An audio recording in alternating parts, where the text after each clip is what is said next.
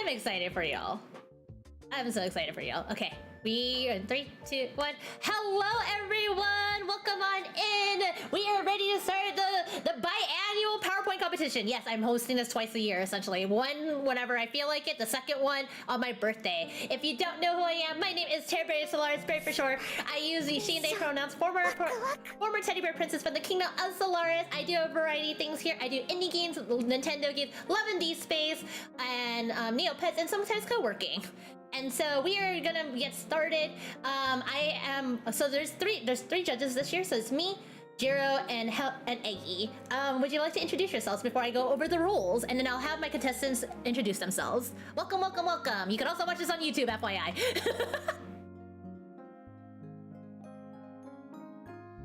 Judges. Oh, no. Eggy. There you go. You're good now.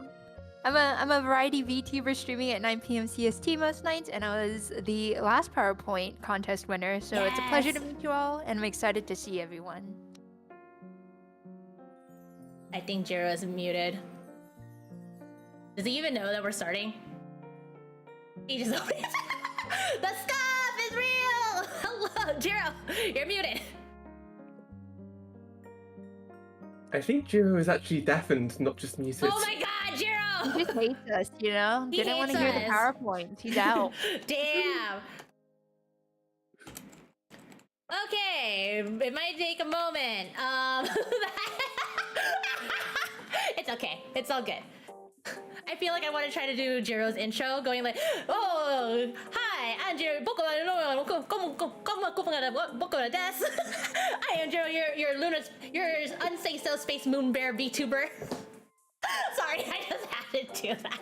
There we go. Hello. There you go. I just undeafened and I just heard slander about me. What is this? Nothing. Just saying truth. That's all. Not slander. Man, Fight me. I will fight you. I'm a bear now. Okay. Would you like to continue with your whatchamacallit? Would you like to start your intro? Sorry, I should let you start your intro. Yeah. Hi, Aerosol Plushies. Welcome in, welcome in. My name is Jiro Yorokuma. Kon kumaboko na namay wa Yorokuma Jiro desu, co-pilot of the Lunar Dreamer. And I am your friendly and very, very absolutely say so Space Moon Bear VTuber. Thank you. Do you want to say a little bit of your content, and then we'll go in down the line on introductions? Yes, I am your late night streaming bear playing rhythm games and MOBA games, and you can catch me streaming live Wednesdays, Fridays, and Sundays at 9 p.m. Central. Awesome. Cool. So that is our judges. I am gonna have our participants. I'll do quick introductions. Should we just do the order that we set just to make it easier? Sure, yeah. Yeah. But I'll help call folks out, or can you help call folks out or something like that? It's because I can't open the chat exactly. Okay. Or it's on our in sheet. Hold on. I have so many windows and so little me's and all this stuff. But okay. Kamiko, you could do your intro first. Hey all. Let me just say what the intro probably contains. Like, okay, your Intro name. is the weakest point, to be fair. Huh? But no, Who are we? introing is my weakest thing, even on stream. But hi, It's okay. I'm Sky, also known as Kamiko Sky. Yeah, I tend to stream more or less what I want, but I do focus more on games like Pokemon, Sonic the Hedgehog, Robot Wars, and randomizers like Ocarina of Time Randomizer. And I've actually given myself a challenge, well, a goal to stream every month a Sando Hendo. That is Because awesome. I want to get better. That's awesome. We will definitely connect about this. About the Sando. Awesome. Vio or Violence? Hello, hello. Up. Can you hear me? Yes. Alright, cool. My name is Violence, aka Vio, or Con, however you like to call it. I am a gacha / gun plus / trading card streamer. Current games I'm currently playing is Zenless Zone Zeros, Reverse 1999, and obviously Pokemon Trading Card Pocket and live late night streamer. And yeah, happy to be here. Thank you so much. And then Merlin. Oh, hello, I'm Merlin. I am a lost AI. I play whatever I feel like generally. Nice. I usually play a lot of different like roguelikes. But outside of that, I like doing D&D stuff and all that jazz and tabletop stuff. Awesome. And then we have Zella. Hello. I am Zella Petalcliff. I am a Thunderfave VTuber. I play usually whatever the hell I want, and I am totally not here against my will. I mean, someone help me. Help. Damn. Damn. Did not expect it. Alice. Hello, my name is Malicious or Moo or Alice. I am a Highland Cav VTuber. I am a variety streamer, though I usually play rhythm games and stuff like Ada Terraria Minecraft. And I definitely didn't get dragged here at the last minute either. So, please. My family's locked up. What is this trend? Oh my goodness, what is this trend? What is this slander I'm hearing? Sorry. Y'all are silly. I believe it's Mellow. Oh, hello. My name is Mellow Bars. I stream guitar, I stream Fortnite, I stream Minecraft, and I am actually not here against my will. Awesome. I'm actually here willingly. So yeah, not like other people. What can I say? Tucks hair behind ear. Thank you for having me. Thank you for being here. Awesome. Dr. Purrington. Hi there. I'm Dr. Purrington. I am a cat doctor VTuber. I am not a real doctor, but I may be a real cat. Never been proven in a court of law.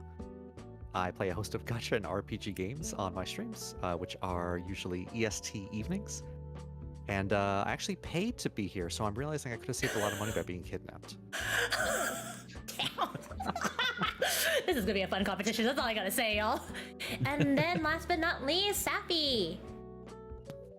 Hey guys, if you know Doc, you probably know me. I'm the neurosurgeon of the Long Whiskers Hospital. But I also stream myself. Right now I stream pretty much whatever I want because I'm trying to get off the gacha train and doing so successfully. I love RPGs and really I play most things. I don't have a schedule and things are chaotic and I am a Cyber Sune VTuber. Thank you so much, y'all. Okay, before we get started, let's go over a couple of it, like what the heck is happening. And so I just want to express my deepest thanks to both my judges and the participants for the biannual PowerPoint competition. So once again, you're here to watch a friendly PowerPoint competition. Basically, once again, hi, my name is Terry Solaris, a former teddy bear princess. And what is happening? So participants are here to create a PowerPoint and they're here to present it for us. An updated rule is that it's a 5-minute-ish cap. So basically they have up to 6 minutes is how long they could go up for. And judges will ask questions. I will put this as a tip. If there's things that you want to expound upon, but you have ran out of time, you can go like, hey judges, ask us more about this and we'll give you more time to expound about X topic. I am giving that as one tip for this competition. And so we'll ask questions. There's no right or wrong answer. For me, I'm just gonna say I'll lean in with curiosity of whatever topic you go into. the competition rules. Basically, the participants will talk about anything within TOS, of course, both of YouTube and Twitch, because this is both streamed on those platforms. We'll be judging on creativity, the aesthetic of the presentation, the topic choice, as well as the attention grabbing of the presenter. And so, other than that, we're ready to go. Okay, hopefully y'all enjoyed my minute presentation, essentially, of my intro. Cool. I'm gonna go hide that and get ready for Sky's presentation. Let's go. I'm supposed to do fan favorite, but fan favorite is a little hard to do, I will say. I do this one, right? No. What do I close? I close this one. I have to readjust. I hate you, I hate you, OBS. I hate you so much, OBS. I'm just like, OBS, just work properly, please. So we're about to go. So Sky, you're about to go, and then Vio, you're on deck. So just letting you know that you could have your presentation ready, and yeah, we'll get started. I'm gonna hide everyone's Foogies other than Eggies, and then we'll get started. I am trying to adjust to make sure it fits on screen, and I'm being a little too perfectionist-y about it, and I hate myself. Okay, let's go. Okay. And the time could start. Are you ready, Sky? Like I said, as ready as I'm ever going to be. Sounds good. Want to give us a countdown, and Eggy could give you a timer. Eggy will be our verbal timer, basically making... give me a moment to say what the sound it is, just so folks are not confused. Eggy. Ping pong. Yeah. So if you hear that, that means it's your 1 minute warning, and then like if it's like to wrap it up. Ping pong, ping pong. There you go. There you go. One You ping can just pong, see. minute remaining. 2 ping pongs, Yes. your time is up. Yes. And so Got it, it's got just it. like kindly wrap it up and all that stuff. Chat, please make sure you give some hypes when you see the presentation. Highlight things. If you see some cool things, clip it. I have a command that goes !clip here to make it easier for clipping purposes. So, you know, try to catch this in 4K. I give you a challenge, chat, which I know you'll probably be great at it. But yes. I hope that you're excited. I am. This is the best. I'm so excited for this collab. But we'll get started, and so give us a countdown. Me or what? Oh. Sky, because then it'll just give you a little feel, or allow you to have a little bit of control. Could someone give me a countdown from 3 to 1, please? Just, yeah. 3, 2, 1. Your time begins now. Thank you. So, Magic the Gathering is a card game based around powerful mages called Planeswalkers, who travel the multiverse to different worlds. Now, Magic's storyline is massive. It has several worlds which are known as planes, and they're all based on a separate theme, or maybe they're based on a bit of history. For example, you've got the planes of Theros and Amonkhet, based on Greek mythology and Egyptian history, ancient history, respectively, or themes such as the Gothic horror plane of Innistrad. There are around 300 creature types as of the latest set, from your typical... I can remember my PowerPoint. Yeah, there are around 300 creature types in Magic currently. Traditional fantasy creatures like elves and goblins. You've got things like cats and dogs, both more anthropomorphic or just your pet cat or dog. Thanks to crossover sets, we've got Time Lords and Tyranids.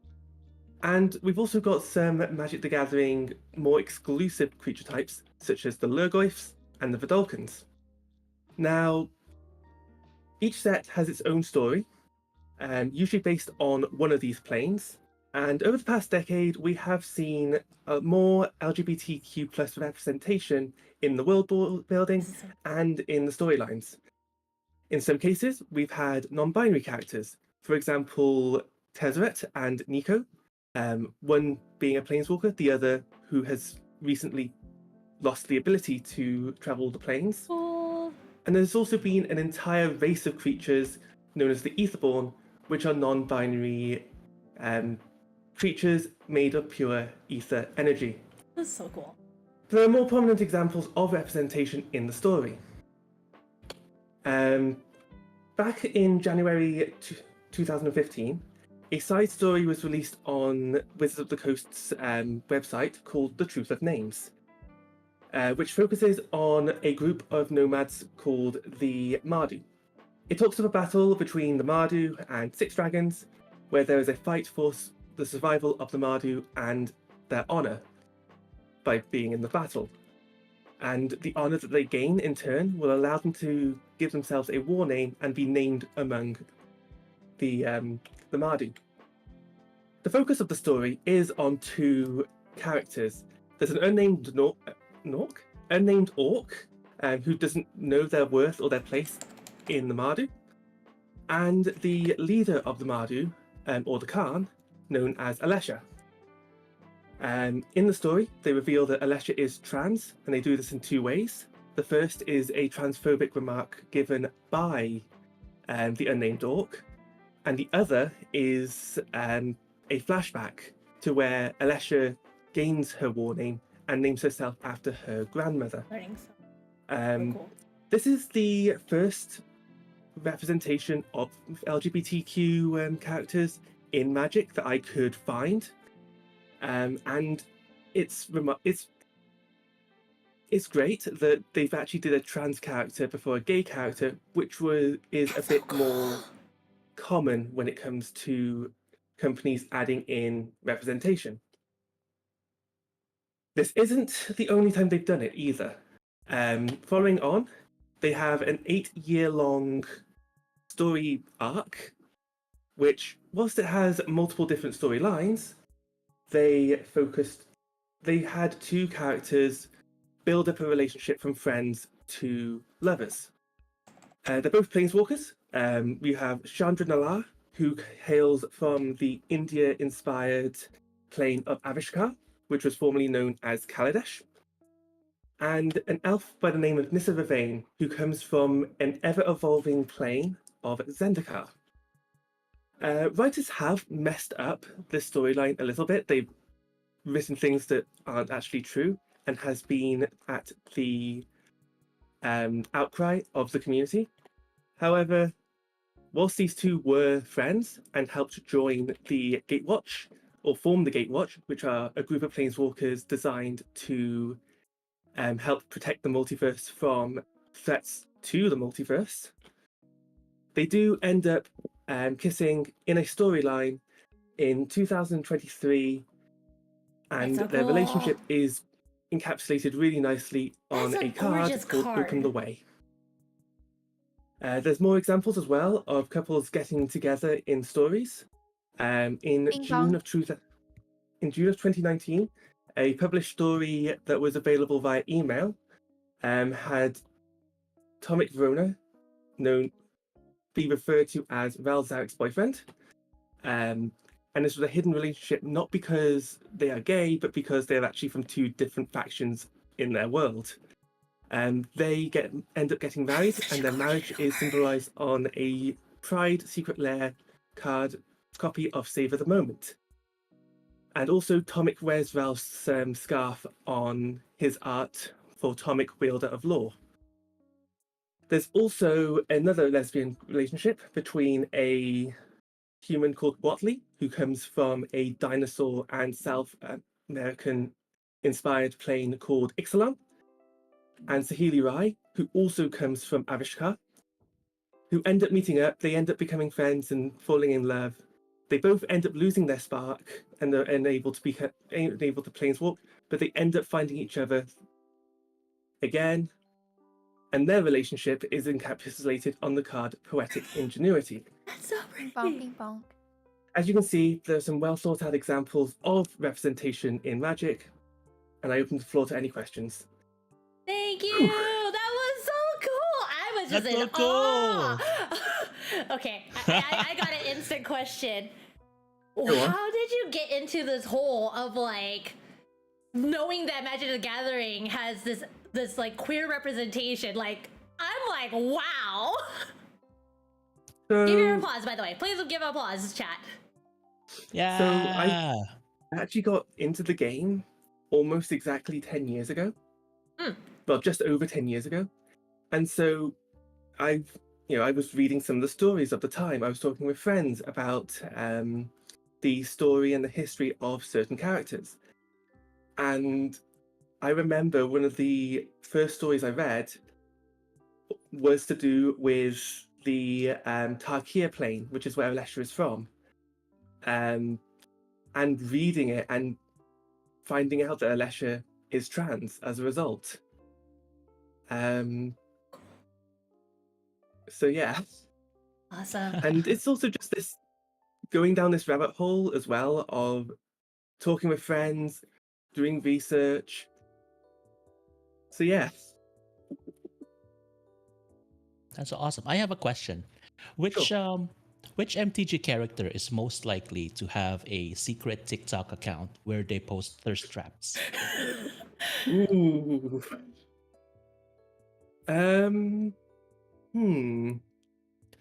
I'm probably so it's not a character that I talked about in the presentation, but I would probably say a human necromancer by the name of Liliana Vess. Mainly because a lot of her outfits tend to be a bit more on the sexy side, and would probably therefore post thirst traps as a result. Thank you so much. I will now go to Google to search for this character.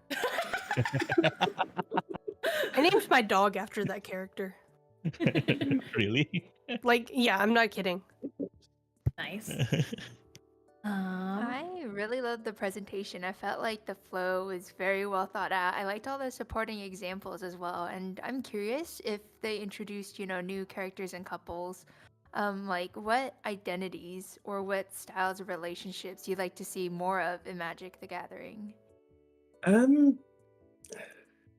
I don't really know, because you need to find a balance. You can't just have. You don't want it shoved down your throat, but you want it to be there and in some cases prominent.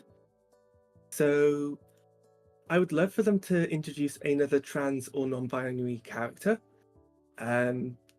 especially if they ended up having a trans planeswalker as opposed to just a legendary creature, or non-binary planeswalkers.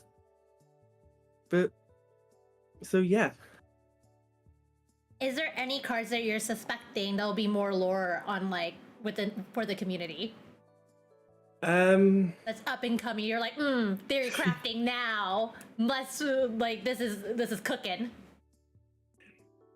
So I know that within the past few sets, we've had Saheeli and Huatzli's relationship. We've had in the stories Ral talking about his boyfriend and potentially taking him to a plane where everyone becomes animals. I suspect that they will therefore build on those relationships if it's right, basically. Ooh. I also know that in the set that's releasing in a few weeks, that one also features Chandra and Nissa's relationship, and therefore they're probably going to keep that as a ongoing storyline, especially given that Chandra is a planeswalker and Nissa still likes to go on adventures. Anything else from the judges? Audience, as long as the questions are appropriate, we probably could ask them. As long as they're appropriate. I'm gonna say that. I put a caveat, and also that means people who are also who are presenting, you could also ask too. We have a question. Who's your favorite ship? My favorite ship? Chandra and Nissa, easily. I have a Chandra commander deck, and I've just planned a commander deck that is Chandra and Nissa. That's awesome. So yeah, easily Chandra and Nissa. Awesome. I will. I have a follow-up question to that. Okay. How many seconds in a fight do you think it would take for Chandra to yell "Don't touch her" while casting a massive fireball? I think probably 5 seconds. 5 seconds. Yeah. Awesome. Thank you. Okay. We have one from chat. Opinion on Magic the Gathering Arena, and who is your favorite commander? So Magic the Gathering Arena, the economy for the cards terrible. but it is a brilliant program for the game to get people to play and to get people to basically to practice and to have fun and do well. It needs multiplayer, and the economy needs to be better, but otherwise, it's good. Favorite commander? Currently, it's a toss-up actually between Alesha, who smiles at death, and Child of Alara.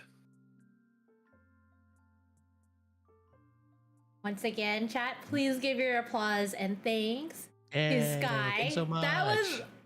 I'm just like, oh my god, this is so neat! And like, this just makes me appreciate more of like Magic the Gathering that I just never thought I would dive into. So please give your claps and hypes in the chat for the presentation as we get set up for the next one. Leo, you're next, and then Merlin, you're on deck. Yes, let me also check where ads are at too. That's the other thing. We have to manage and make sure. Okay, we do have time for one more presentation before ads start. But yeah. Okay. All right, let's see. Let's see there. Let's go here. Is it inverted? No, it's not. No, but you're showing a YouTube thing. Yes, Yes. It's part of the whole thing. Oh, we got a video? It's just Okay. background ambience. Oh, okay. Sounds good. I will pause my thing because I had ambience going. Oh no worries. All right. Eh. Oh, all right. Oh my gosh. I see your topic. Is this the Ponzi scheme for me to start buying cards now? Yes. This is exactly that whole thing. Propaganda. Yes. I was just gonna ask, like, does virtual camera doesn't like display audio though, so you'd have to play through your mic. Oh. It's Just okay, as a don't fair worry. I'll warning. just continue my ambiance music. Don't worry. Sounds good. I just paused it then. Yeah. Alright, cool. Anyways, welcome Oh, to wait. my presentation Peggy, you got today. time started? Pause. Oh, no, yeah. Yeah, I got you. Okay. Your time begins now. Okay, welcome to my presentation today. It's why you should get into the Pokemon TCG, a fun, engaging, and strategic game for all ages. God dang it. Alright. Why choose the Pokemon TCG? Pokemon is one of the most popular, enduring franchises in the world, spanning video games, movies, TV shows, merchandise, and of course, trading cards. The Pokemon trading card games has become a beloved part of the franchise, offering a It's a fun, play for me strategic, to social play. experience for players of all ages. But why should you choose Pokemon TCG as your first choice amongst many other trading card games available on the market? In this presentation, we'll explore affordable, accessible, so easy to start options, just like playing at locals or playing through the apps like Pokemon Live or through Pocket. Collectible and valuables, so just collectible aspects for people that don't really want to play but like to collect. Educational benefits that you learn to play out the game, and then educational just benefits? studying artwork through the game. Just kind So of whether you're thinking. new to the trading card game or a long-time Pokemon Learning, fan, chat. TCG offers something for everyone, and I'm here to show you why it's the right choice for you. And this picture was actually from World 2024 That's so World cool. Championship in Honolulu. Welcome, Alright. Raiders. Perfect for players of all ages. Pokemon TCG is a beginner-friendly with simple mechanics and clear rules, easy enough for younger players to learn, and deep enough for competitive players to enjoy. Encourage critical and strategic planning, basic math skills, and reading comprehension. Playing from everywhere. So Pokemon TCG Live is a great app for players in remote areas, which you can play. It's the actual TCG.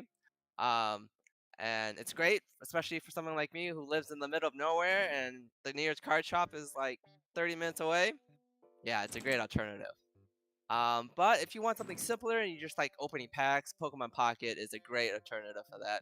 Both options allow you a great experience, whether you want to be competitive or just have some laid back fun.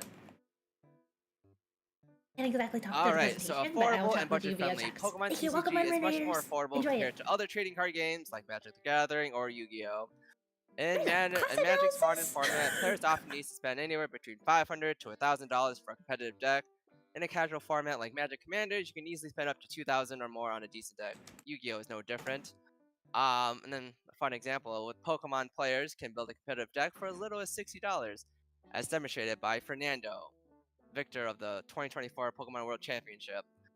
This makes this accessible for players on a budget, especially those who want to try TCG without a huge financial commitment.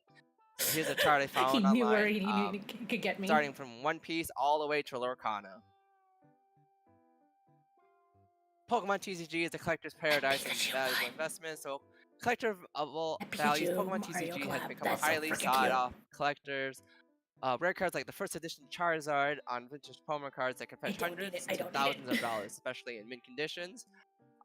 Vintage and special edition cards from earlier sets learn limited runs, special collections to hold significant values. Examples being this shiny Charizard and other event promos such as the Mario and Luigi Pikachu. And obviously, potential investment Pokemon cards have become a smart investment. High value cards like the first edition Charizard, which have sold for over $400,000 at auctions, which is crazy to think about. But yeah, and there's also grading conditions. So professional grading service like PSA can determine the worth, but there's also other grading companies like Beckett and so on and so forth. Oh.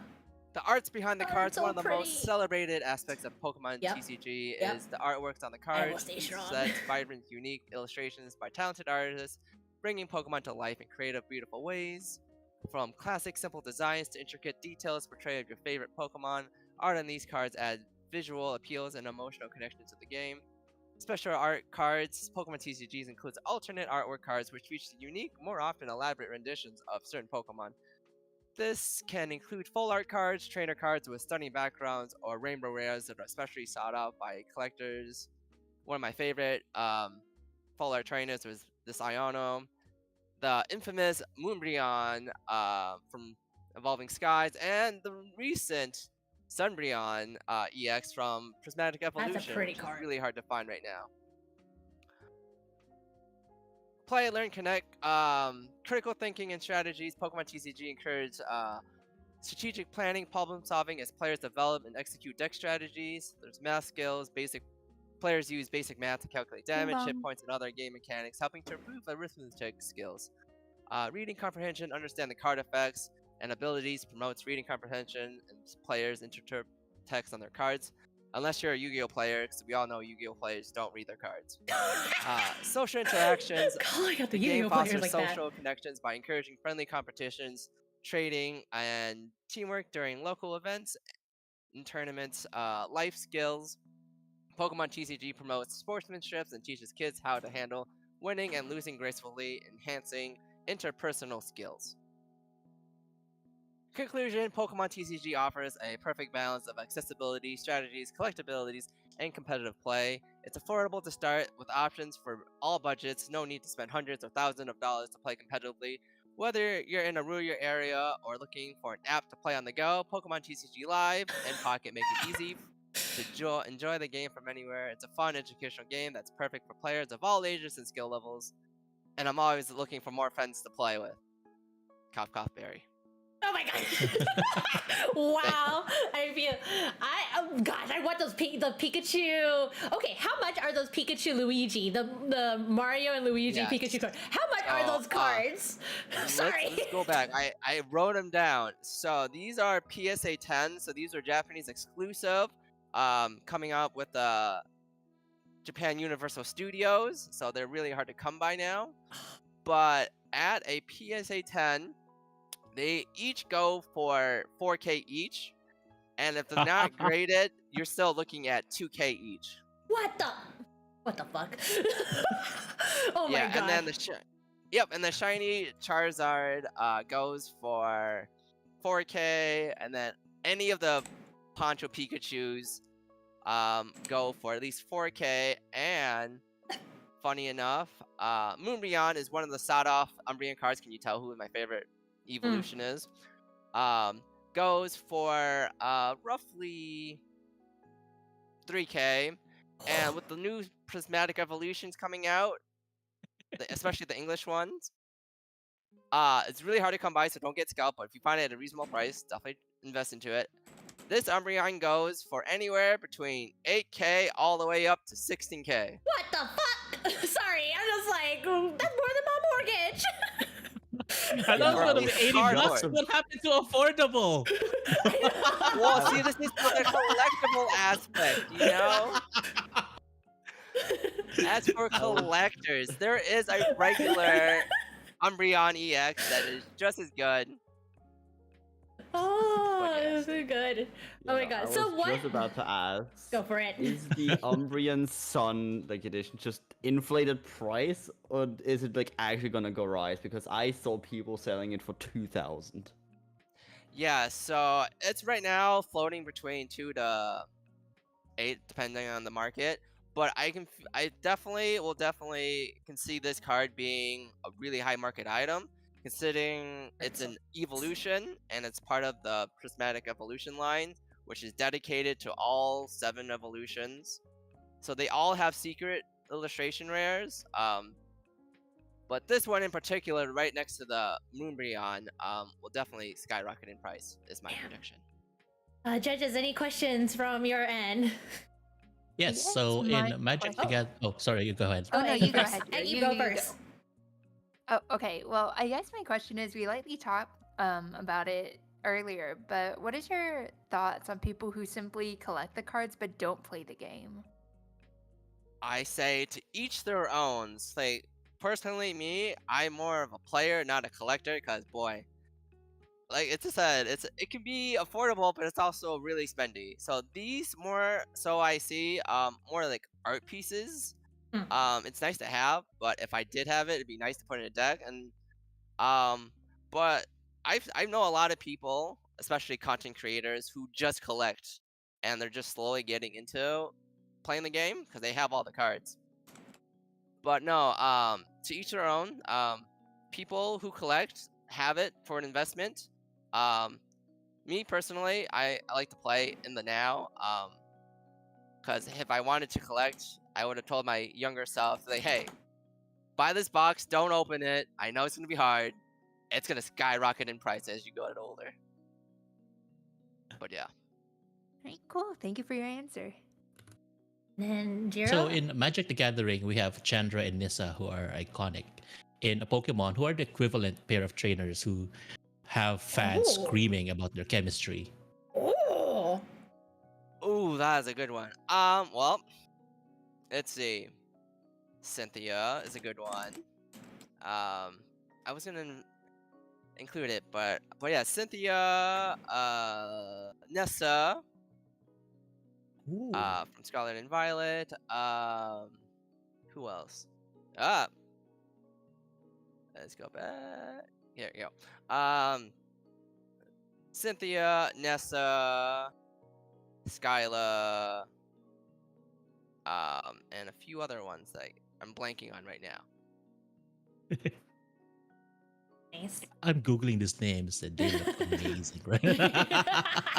What's the most expensive card do you own? Or yeah, that you own. And then I have a question from the audience actually. Oh, so my most expensive card is more for nostalgic purposes. Is the Lugia from Neon Genesis. It's not graded at all. It's a mid condition. It has sentimental values to me. But yeah, that one goes for about like 100-ish. Nice. But yeah. I have a question. Say, what is your favorite Pokemon deck to play, and what is your least favorite to play against? All right. So my favorite deck to play. I actually have a few. So some of my favorite decks to play is obviously Ceruledge with the new update. And then for kicks and giggles, I like to play. What is it? It's been a while since I played it. Bayonet Lockdown. So your opponents can't play any Pokemon tools. And then it's also combined with Gengar, so anytime you attach an energy, they take damage. Got it. For decks that I don't like going up against, I have to say I dislike Regidrago. It is way too overpowered.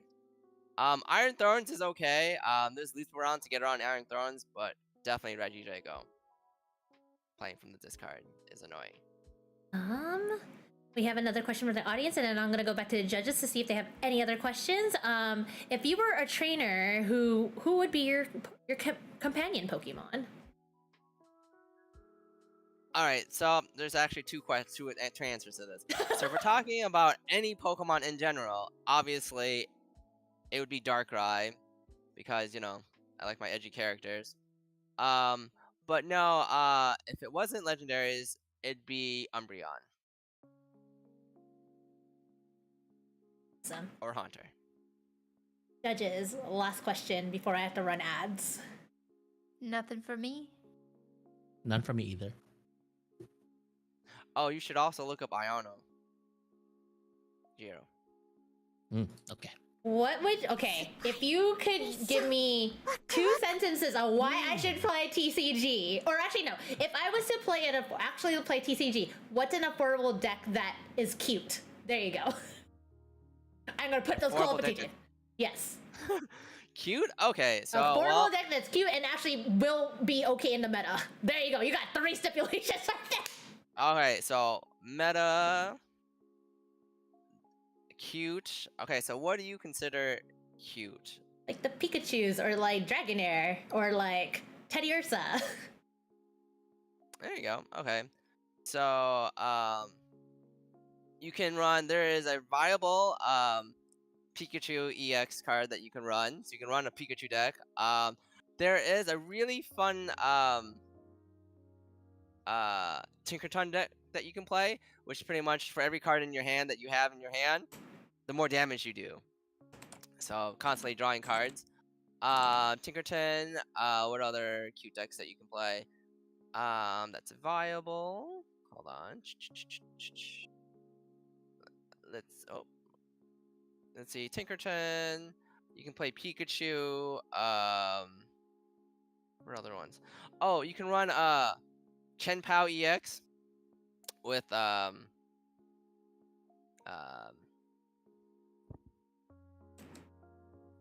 Excalibur. Blanking on the names, but yeah, those are some options that I would recommend. Thank you so much, Vio, on this. I will have to ask you more about these decks. I don't know if you're gonna actually convince me, but I'll ask more about these decks though. Awesome. Thank you. Don't worry, I'll send them to you. I know you will. That's the thing. The chat, please give your hypes and your claps for this presentation. Thank you, Vio, so much. Teaching more TCG. Oh my god, it was so gorgeous to see some of the art. I will say, I'm just like, oh my god, like I'm learning so much more TCG this time around, which is really awesome. But yeah, thanks for having me. It was a blast, and I wish everyone the best of luck. Yes. And yeah. Okay, we're gonna go run ads, y'all. So in this channel, we do run ads every hour just to make sure folks don't get interrupted by pre-rolls, whether it be questions or the presentations themselves. So it's only 3 minutes ads on my end that will happen. So please, stand up, stretch, hydrate, give yourself that self-love and self-care as you deserve it. We are gonna go put on the BRB screen just so that the internal crew could just kind of chill and relax and this vibe. So thank you so much for being here. Appreciate y'all. So it's gonna be 3 minute ads. You're not gonna miss any content, I promise. I also don't know why that sheet is up. Hold on. Like, why the fuck there's a sheet on my BRB thing? Oh, it. There we go. And then hide the message. Okay, we'll be back in 3 minutes. Okay.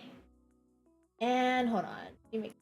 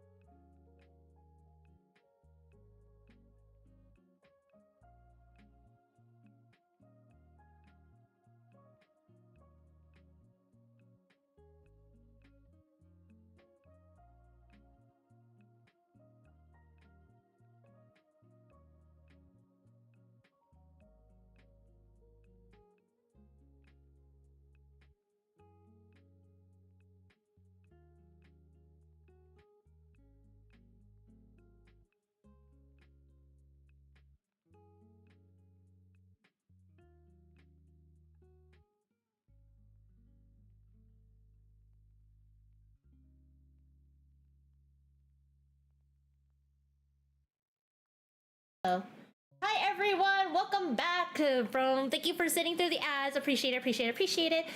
We're gonna continue with the presentation. So yeah, next up is Merlin. The floor is yours. Oh, okay. And then also you could give a timer countdown or something like that to Aggie so Aggie knows how to Yeah, manage the gotta- time. Yeah. I got Yeah, you. just You want let- me to count down for you? Yeah, please. All right, your time begins now. Good luck. All right.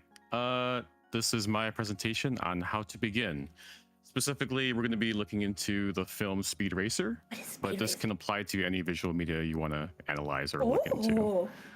So the big question is, how does any visual medium capture your attention? With films specifically, I believe that around the 15 to 20 minute mark, that's usually around the time when people start to check out. So you need to make sure you cram in everything you need to do to set up the story by that time. And so what you need are the 3 C's: characters, context, and conflicts. So characters, what are they? They are the core of any story and what your audience connects with. Specifically, you want to make sure you identify them early on. You want them to know who you're following in the story. Specifically, this is about Speed Racer, so we immediately go into his childhood in the beginning of the story.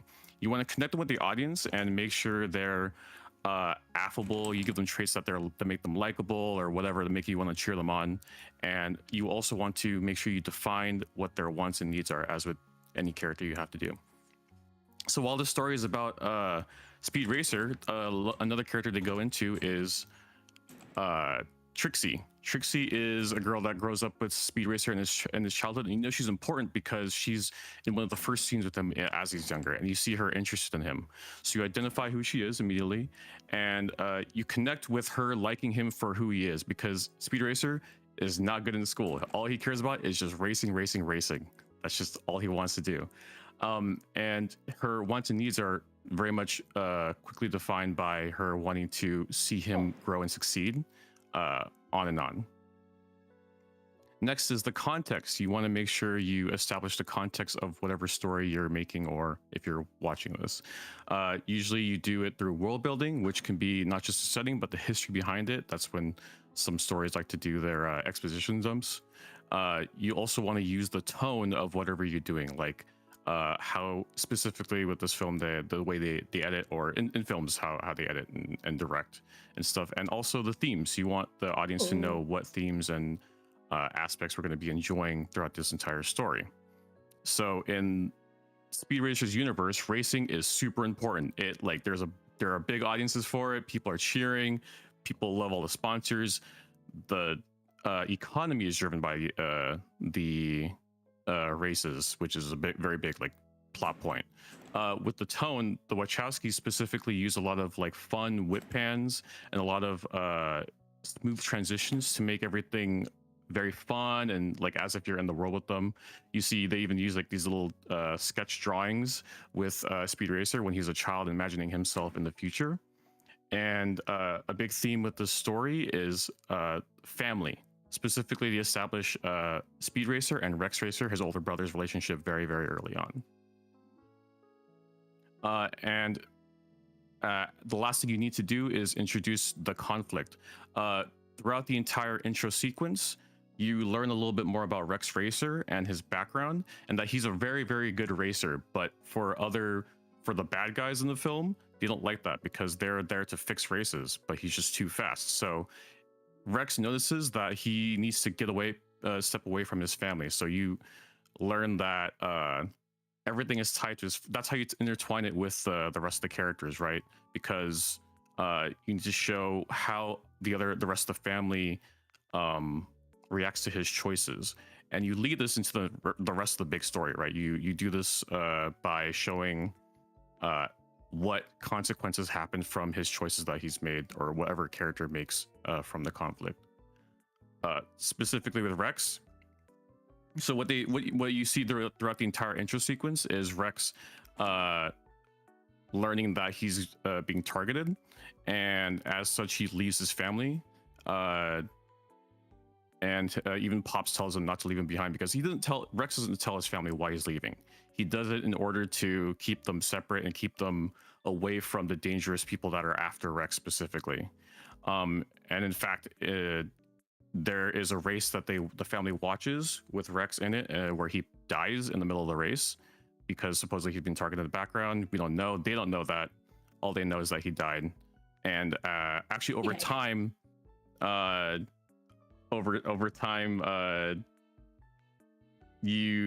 are people talking about Rex in terrible ways, like saying like he was a hitter for the mafia, saying he had to specifically take jobs, all this different stuff around him, just because he's a good racer.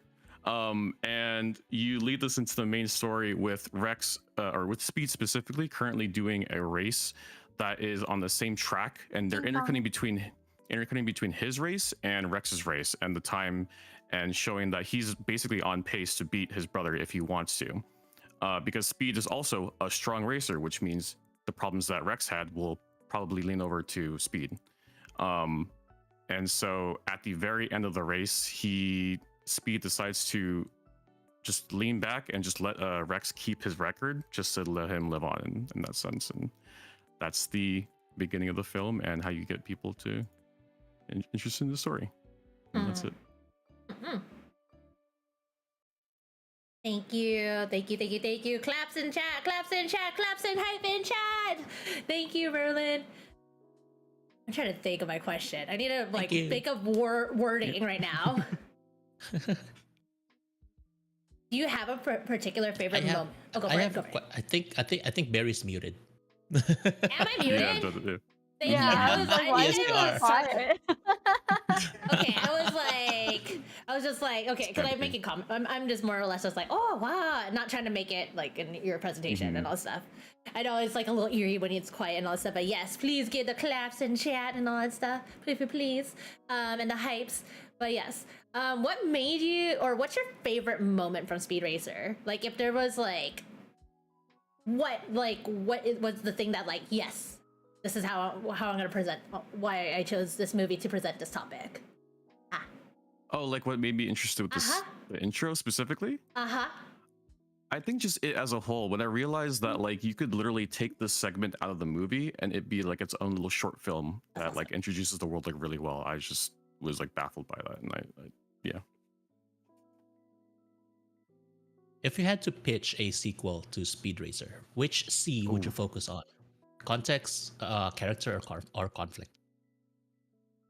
It would probably be the characters, since there would be a different conflict, since the conflict in this film was generally overall resolved, and you don't want to really rehash the same conflict. You want to see how the characters grow in a different way, generally with the Thank you. I guess my question for you is there another film, show, piece of media that you feel highlights the 3 C's really well aside from Speed Racer? Yeah, I think anything. The reason why I did this topic in this sort of way is because I think it's something you can do just as an exercise for anything really.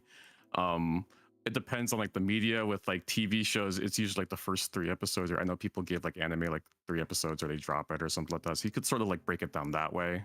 I just chose film because it's the easiest, it's the most accessible that people have access to. But with games, it might depend on like the first act and all that stuff like that. I don't know. I like BioShock specifically. I think that has an amazing opening sequence. I think it's probably one of the best openings in any game. And Prey, that's a great game too. Yeah. Very good. Thank you so much. Theo? You can ask it. All right. So, I know a lot of people have like mixed feelings when their favorite shows go from like a cartoon to a live actions. So, how do you feel like they did? Did they do the show any justice? Did they, stick? How well did they stick to the story? And what is your feelings on the live adaptations compared to like the cartoons? Ooh, great one. Yeah, I've never watched the original Speed Racer, but I think with the way the Wachowskis directed the film, they probably had the best like interpretation of how I think because it's a very animated series, and the film like brings that through very, very well. They could have made it like way too realistic or way too but I think making it very stylistic helped it. And don't at me, but I think this is the best like anime adaptation, so don't but yeah, no, it's I think because there, buddy. I know the intensify eyes is how I feel like intensify. Whatever, don't at me. But I think because it seems like they understood the medium, like and you can see it throughout the entire film of like how they understood and all that jazz. But yeah, I was just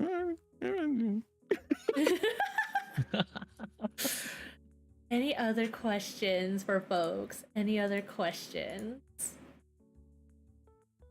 Okay, I do have. What font are you using? This is me being like such a like. I'm enamored with the font. And, like this is like I don't know. This is like one of the Google Slides like presentation formats thing. Got it. I was just like, what font is this? It's a good one. Yeah, I do enjoy it. Yeah. Yeah, no, I'm someone who goes in there. Okay, we do. Bio, you could ask I love it. fonts too. Yeah. I took typography. What is your favorite characters from the series? Like the film, because I didn't watch the TV series, but the film. Yes, the film. Oh man, I like the relationship with his brother, but I can't say really his brother since he died. Question mark.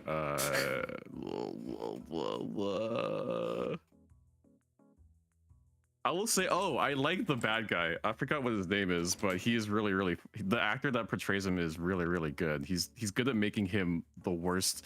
He's good at making capitalism terrible. Let me see. Speed Racer cast.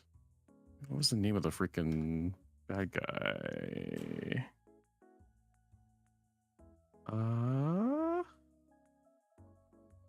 Royalton. There we go. Royalton. Yeah. I have one last like him. question. Mm-hmm. So, if you were in Speed Racer's shoes during the whole no spoilers intended, how would you react when Royalton approached them about the whole deal?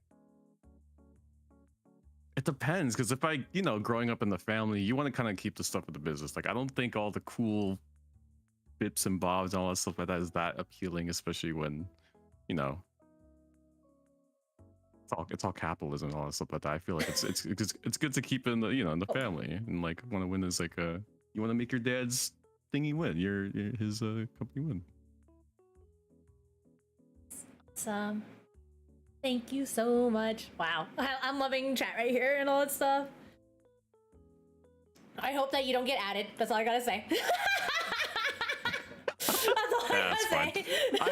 I do a lot of these, like I do like doing discussions and stuff. I chat with I have a common chatter that will bring in random hot topics, and I'm like, okay, let's do it. Specifically media. I don't like talking about like, I don't know, but when it comes to like visual media, well, let's go. I'm down to hash it. Nice. Well, chat, give your highs, give your claps to Merlin. Thank you so much for presenting. Thank you.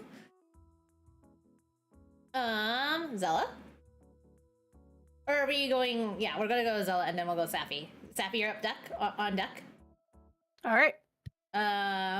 But I'll wait for Zella to do the cam and then we'll be good to go. Oh No, it's gaslighting me. It is gaslighting me. I knew it. Sorry, I just have to initially react first. Oh wait, I already have a question. Right. You go flip it back. It's backwards. What's your favorite? Okay. What's your favorite? Save it at the end. You gotta flip it. It's backwards. Okay, flip it back. There you go. Yes. Hey, okay. Okay.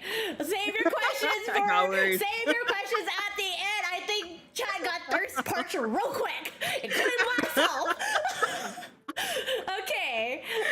And you can start off however you needed to, whether you get Eggy or yourself to count down. I need a countdown. All right, your time begins now. Good luck. Awesome. So hello everybody and welcome to the Obey Me presentation, also known as the presentation where I yapped for about 5-6 minutes about my favorite boys. But to start off with, what is Obey Me? So Obey Me is an otome game. It is categorized as a romance simulator as well as RPG card mobile game. Though in the sequel, it is also considered a rhythm game. Yes, technically, it is a part of the Shall We Date brand from Solvac, I'm going to let you know that now. It's kind of better than the other ones, if you ask me. And if I do say so myself, it is one of the best quarantine games ever. So yes, it did release in 2020, and this game was actually also the reason how I came upon VTubers. So it is near and dear to my heart. But in Obey Me, you are an exchange student in the Devildom, and you are in care of, well, you're not in care of, but you are taken care of by 7 brothers, and that's what those are the people I'm going to be talking about. So let's start off with Lucifer. Ooh, so Lucifer like the animated. is the first brother. He is the avatar of pride. He's a bit of a sadist, but he is very protective or possessive of the main character. And he does act like a bit of an old man. There is kind of a thing going on with the fandom where he is part of the mom-dad duo, and the roles change often. But he is not afraid to put his brothers in line. Next up, we have Mammon.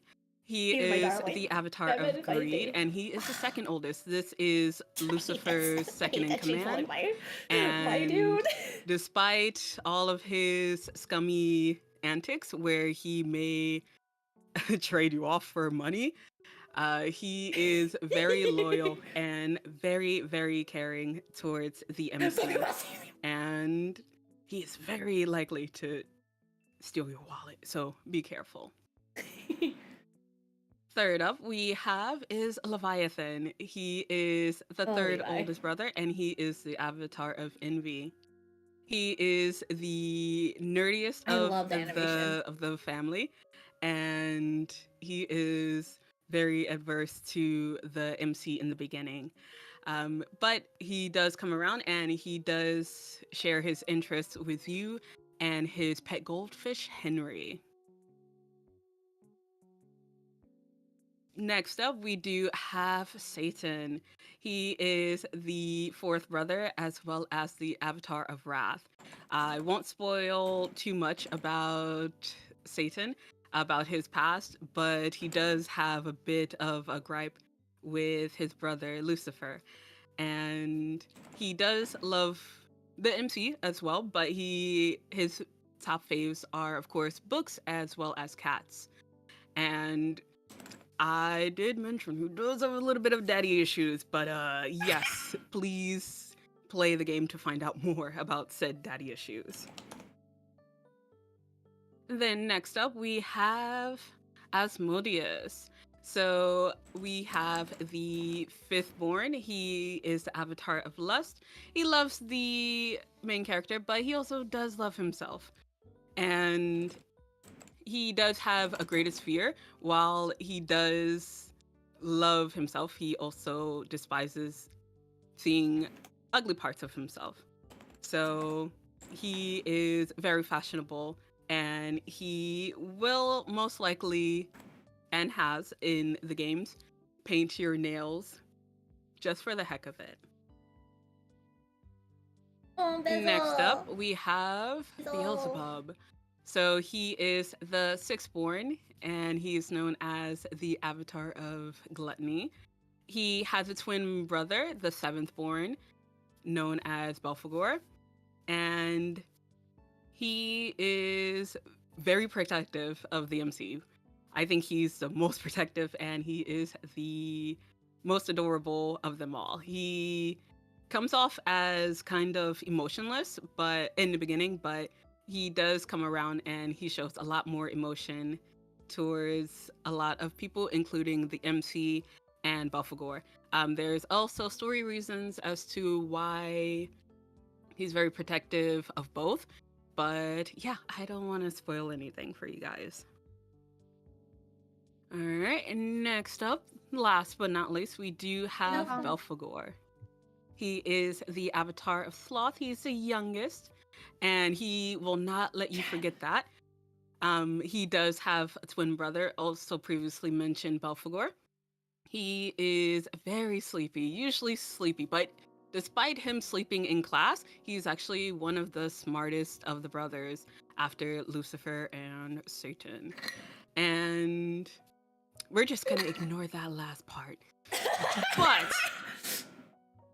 aside from the games, there has been sequels and animations I've watched made. some of the anime There myself. have Guilty. been at least Guilty. 2 seasons of the anime. And then, of course, there are lovely, lovely memes about They're so Obey Me. adorable. And this is the end. So I would hope that all of you guys play Obey Me. So play the game. I am no longer asking. Thank you. Oh my god! I have so many questions. I know. One, you cheated with the Toei thing. God damn it! That's all I gotta say. But I'm not playing Oh Baby, so I will say that. I can't get another gotcha. I'm a put my. I got my love and deep space, but I'm loyal. I'm a loyal hoe that way. But this is great. If you know how they what is it called? Like kill, cuddle, and marry. What would your 3 be? I'm sorry? Kill, cuddle, and marry. Yes, I had to change it up. I'm not gonna say the other one. Ooh. Cannot repeat. From the brothers. Yes. Okay. From the brothers. Ooh, I would. Feel free to show the slides, by the way. Okay. Feel free to, just in case people need like reminders what they look like, you know. Oh, on this one, I Go for can it. just point to Yeah. the numbers as well. Yes. So the person I would kill, unfortunately, would be number 7, Belphegor. If you've played the game, you know why. But aside from that, he in the beginning did come off as very whiny, and that kind of tossed me off. He did get better later on in the series, but unfortunately, Belphegor would have to be taken out. For Cuddle, I would choose number 6, his brother. Very interesting, because Beelzebub is he's very adorable. He is like a giant teddy bear, and I probably would destroy the earth for him. Be his as king, be his for- king. Calm down from the audience. Calm down from the audience. I'm gonna say that now. All right, and for Mary, it would be number 1, Lucifer. I actually cannot go into my reasons because it is not Twitch or YouTube appropriate. Thank you. Appreciate it. Nice. So I have a question.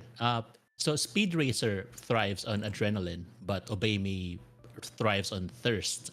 Which brother would be the worst at subtlety if they starred in a Speed Racer style action movie? Ooh, that's a good question. For subtlety, perhaps. Ooh, maybe number 3, Levy. I might get some disagreements in chat, but it would probably be Levy. I think he would be very adamant on actually like confessing or saying anything to anyone really. So he's a bit of a hermit. Thank you. I guess I'd like to ask a clarifying question. The title is Obey Me for this game. So are the guys obeying you or are you obeying them? Oh, it is the former. So they are obeying us. We do get to form a contract with the brothers. I don't need another mobile game. I don't need another I mobile have game. a question. Not me going to the Play Store. Yeah, I was about to say, Jiro, it's a music rhythm game. Oh no! He's doomed. Okay, I think I will open it up to participants for questions while I Alright, I just hydrate. have a quick question. So out of the 7 brothers, if they were in just a giant battle royale, who do you think would come up on top? Oh. It would either be number 4, Satan, or number 6, Beelzebub. Because Satan, he is the avatar of wrath. He would probably use that to his advantage. And for Beelzebub, he is one of the strongest members, so I would say he could use that strength. Granted, he does not like using his strength or abilities against his loved ones, so I think he would fall to Satan just because of that.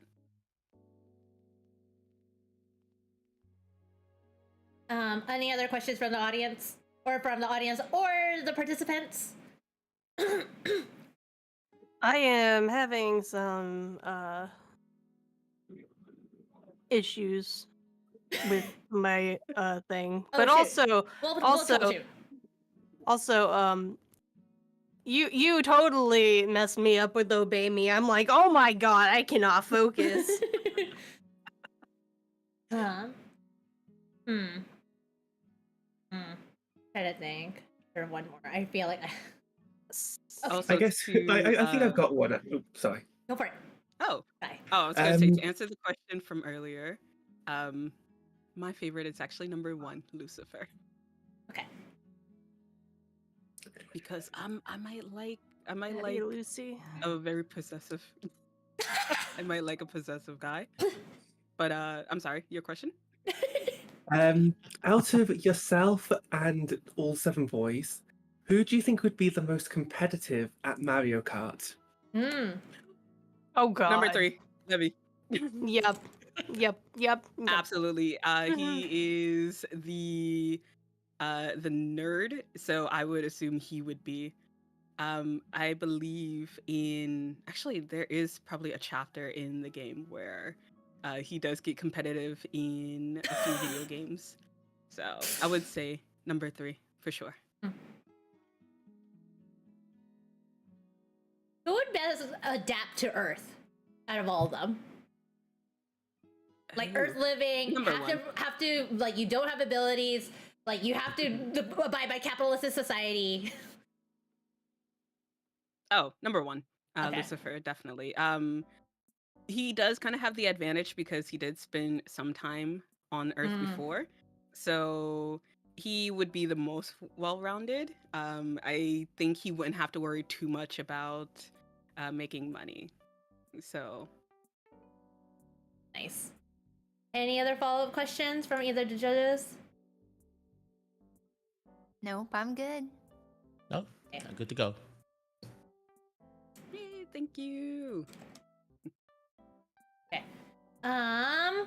So we're gonna do we're gonna take a moment and pause, because we're gonna do a little bit of troubleshooting, and I need to calm down. We're not gonna run ads, but we will I was be gonna back say. in like about a couple minutes.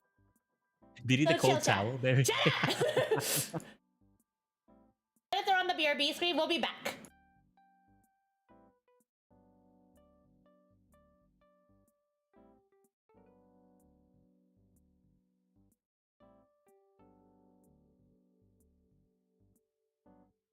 Shut up, chat!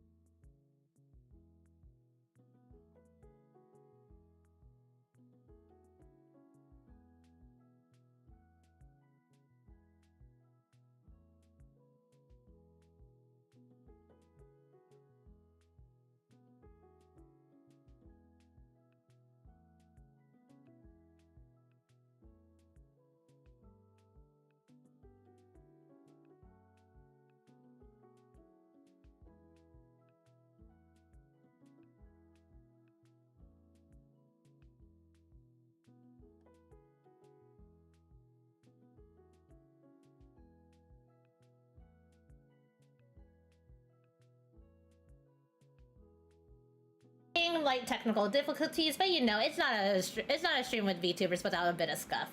So yeah, we will continue on. So we have Sappy here to present.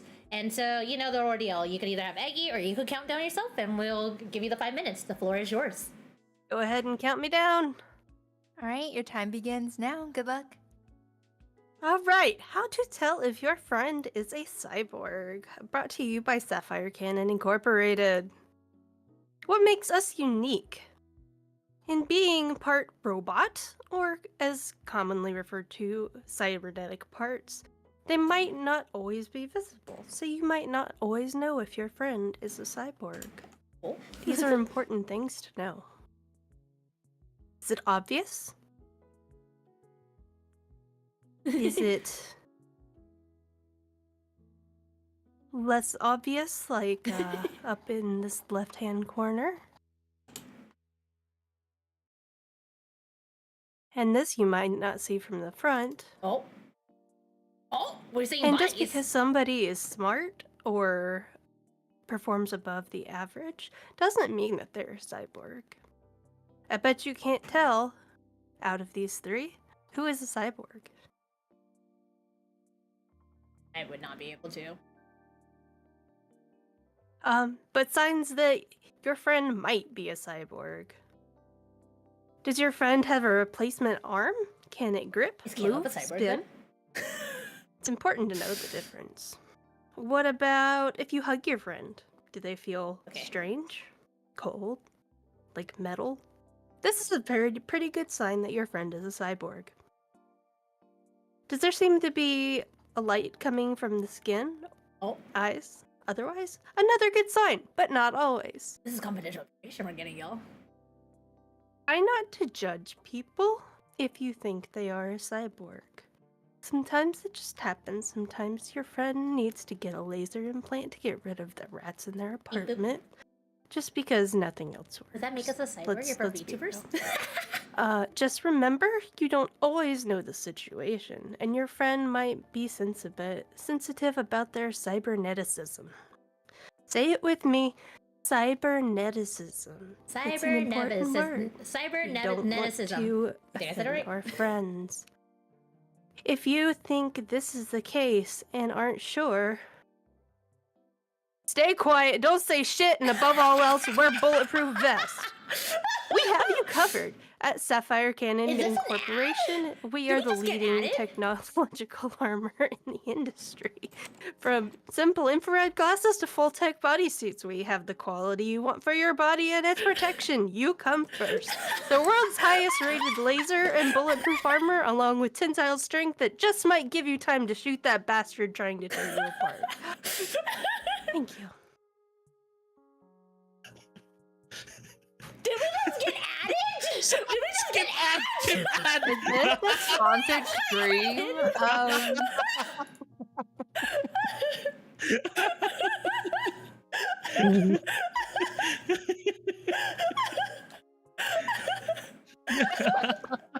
It was gonna be ridiculous. So if anybody feels like their shit's weird to anger, God. I tore images off the internet. I tore them off the internet. You're good, you're good. How much is it? Okay, if I was to go to Costco, what is the package price that I would pay for this, and how many would I get? What would you want if you're looking for the full bodysuit armor? Those range from baseline is $100,000 US, and I will be real, and that won't do you shit. So you want to splurge and get at least the middle model, which is $1 million US, and you would get the suit that we see here. And this is polycarbonate. It's made out of flexible fibers on the inside and gives you enough movement so that you are unhindered while moving away from said crazy cyborgs. I have a question. Yeah. Does it come in different colors? Yes. Custom. Ooh. Ooh, I like If you that. I want like a custom galaxy now. theme, we got galaxy theme. I think I have a galaxy one at home actually. Ooh. Write that down, write that down. Thank you. Yes. Zero, do you have a Any- question? Any more Yeah, I don't know. questions? We have more. I have a question. I don't know if you know their names, but which brother in Obey Me is the most likely to accuse someone of being a cyborg? To accuse? Yeah. Probably Satan. Number 4. Satan's a bitch.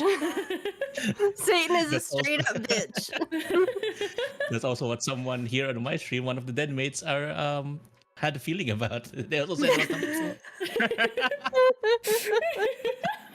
Can't believe we just got adged. The rules aren't even on here. We just got adged. Zeros were off. It really didn't start like this, but it evolved. I'm just like, you know what? I have like the get out of here. I have like the ad at the beginning, and I'm just like, you know what? I'm like, yeah, we may as well go this route because we're already down this route. Good job. Any questions from the from the participants? And also, chat, if you have questions, feel free to ask in chat as well too. Also, yes, I am a cyborg. I have a question. Yes, Are you the CEO of this company? I am actually. One of the three. We have even chairs. Ooh, fancy. And Yes, next yes. question, real quick. Sure. What is your support life for each frames? Like, do frames get out of specs and you kind of upgrade to the newer models, or how often do these suits get updated and do they come with attachments? They do come with attachments. We can pretty much add on anything you want. We are very technologically forward, as I've said before. Okay. And so, if you wanted a dildo attached to your mouth, you definitely could do that. We've had some weird requests, and that's the strangest. But we don't judge here at Sapphire Cannon Incorporated. You should All do right, not then flag Mitch, you me. answered the question. It's fine. You can calm You down should do now. not flag me. You should do not flag me. You should not flag me. You should do not flag me. But Twitch, clip it. Clip it and send it. I will ask Lily's question first, and then I'll let you go, Zella. Can you get this wrapped like a car, like a Hello Kitty print? Hell yeah. Okay. I have Galaxy print. Of course, we won't even wrap it. It'll be like painted Hello Kitty, however you want. There you go. Thank you. And then Zella, feel free to ask your next question, and then Alice, you can ask the next one. Zella? Okay. Are you guys hiring? Yes. Always. What can you do? I can breathe, and I know a bit of fine dining. You're hired. Oh my gosh. I think it's Alice, and then it's Merlin. So, how much would one of those suits cost, and could I hide a body in it? Not a body in it. It's body shaped. Yeah, but can I hide a dead corpse in there and the police wouldn't know?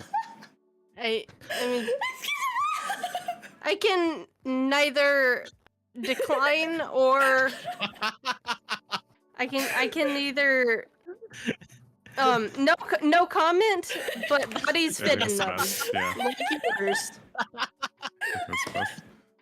The baseline is 100,000 US dollars. So Okay, are they arson proof though? are they what Yes, proof? Are they arson proof? Are they fire resistant? Oh, the base. Do I have to get Of a course, splash of potion course, for it?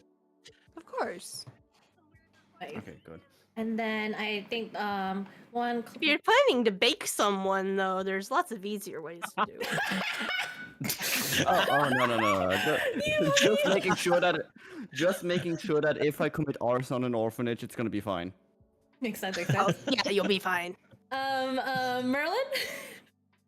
Does your company have room for an AI? Depends on I am what kind AI. of AI. I'm the AI. Oh, yes. You're hired. Amazing. Cool. I can't do math. It's okay. Sky. Neither can I. That's what the other two bitches are for. Oh, it's awesome. Sky. So these suits, are they only for good? Are they only for evil? Or does it not matter what you do with them? As long as you're wearing them, you're safe from any rogue cyborg that's trying to hunt you down. It depends on the cyborg. As I've said, they. First of all, stay quiet and don't say shit. But then, of course, you come first as our customer. And again, the world's highest rated laser, bulletproof, and tensile strength armor. And that's just our baseline. This picture is our mid-range model. Okay, so what are the names of the different? So you have a baseline. You know how like the Toyota Corolla has like the LE, the SE, the XLE, and all that stuff. What are the names of your model names? Like tiers. Well, ironically enough, our baseline, we have codenamed the Belphegor. Ironically. Our second is the Diabolos, and the third is the Mayhem 49. Any last minute questions from the judges, just to kind of wrap that up? I think I'm good. I'm good, thank you. Okay, thank you so much, Sabby. Good job, you edged us. I'm just gonna say that. Kudos to you. Kudos to you. You just edged us. Can we get the next person? Who's next? Oh my god, I can't believe we just got edged. I'm sorry, I'm just like mind fucked that we got edged without being Twitch ads. This is how Twitch needs to run their ads. Take a lesson, Twitch. That was so much fun. I'm glad. Alice? Yes. I think we're gonna run ads right now first because we'll get you prepped and all that stuff, and then we'll go into the next presentation. How does it feel? Because I don't want to give you just 10 minutes because I know we're gonna be taking a second and all that stuff, and so yeah, I also need to adjust my screen. So chat, stand up, stretch, hydrate, give yourselves a self-love and self-care. Please, yes, give the hypes in the chat. See, put a one in chat if you want to buy one of these suits. Apparently, I did not consent to ads, but you know what? So Libby PowerPoint competition. Woo! Feel free But you to also know how to tell if your friend's a cyborg still. Yes, that's very true. There is helpful It's information we need. Very It is true. information. Okay, but we're gonna run ads now. Please take care, stand up, stretch, hydrate, give yourself that self-love and self-care. We'll be back in about 3 minutes time. I need a moment to like give my diaphragm a break from laughing. Holy shit, y'all. I will see y'all in the flip side once ads are done.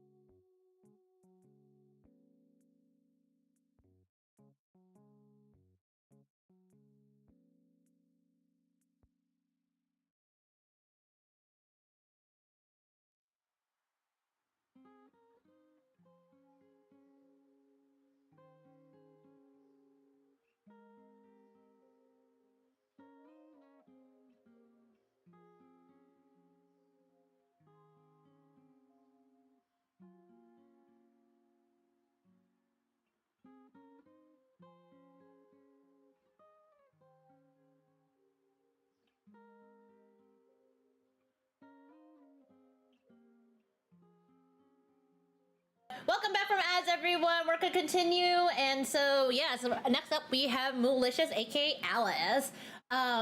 You know the ordeal. You either do the countdown yourself or you tell Eggy. I gotta do it myself because I have to log in into my PC, as you can clearly see. Oh shoot! I thought you were good. Okay, let me go back to. Let me go. Okay. Oh, okay. Got it. Okay. God damn it. Okay, ready? Well, you go for it. I'm gonna. The floor is yours. 2, 3. Oh wait, I need to make my curse mouse, so just 10. There we go. Now you can clearly see it. Anyway. Where are we going with this chat? Let me just log in real quick. There we go. Oh, that's Our presentation so cute. today is about Fortnite. As we all know, the hit battle royale game. I'm rolling my eyes right Gotta now. love it. It doesn't want to load. Damn it. Why is it not? This scarf is real. Wait, why is it actually fucked? Wait, no, it's actually fucked. Wait a minute. Wait, what? Heh. Scarf, great. Go on, please. It doesn't like it. Oh, no. Anyways, it doesn't actually like it. There. We'll do it like this. The introduction, okay. Fortnite is a battle royale game which was made in 2017 by Epic Games and was originally made as Save the World, but then they dropped and made it separate in June 29th, 2020.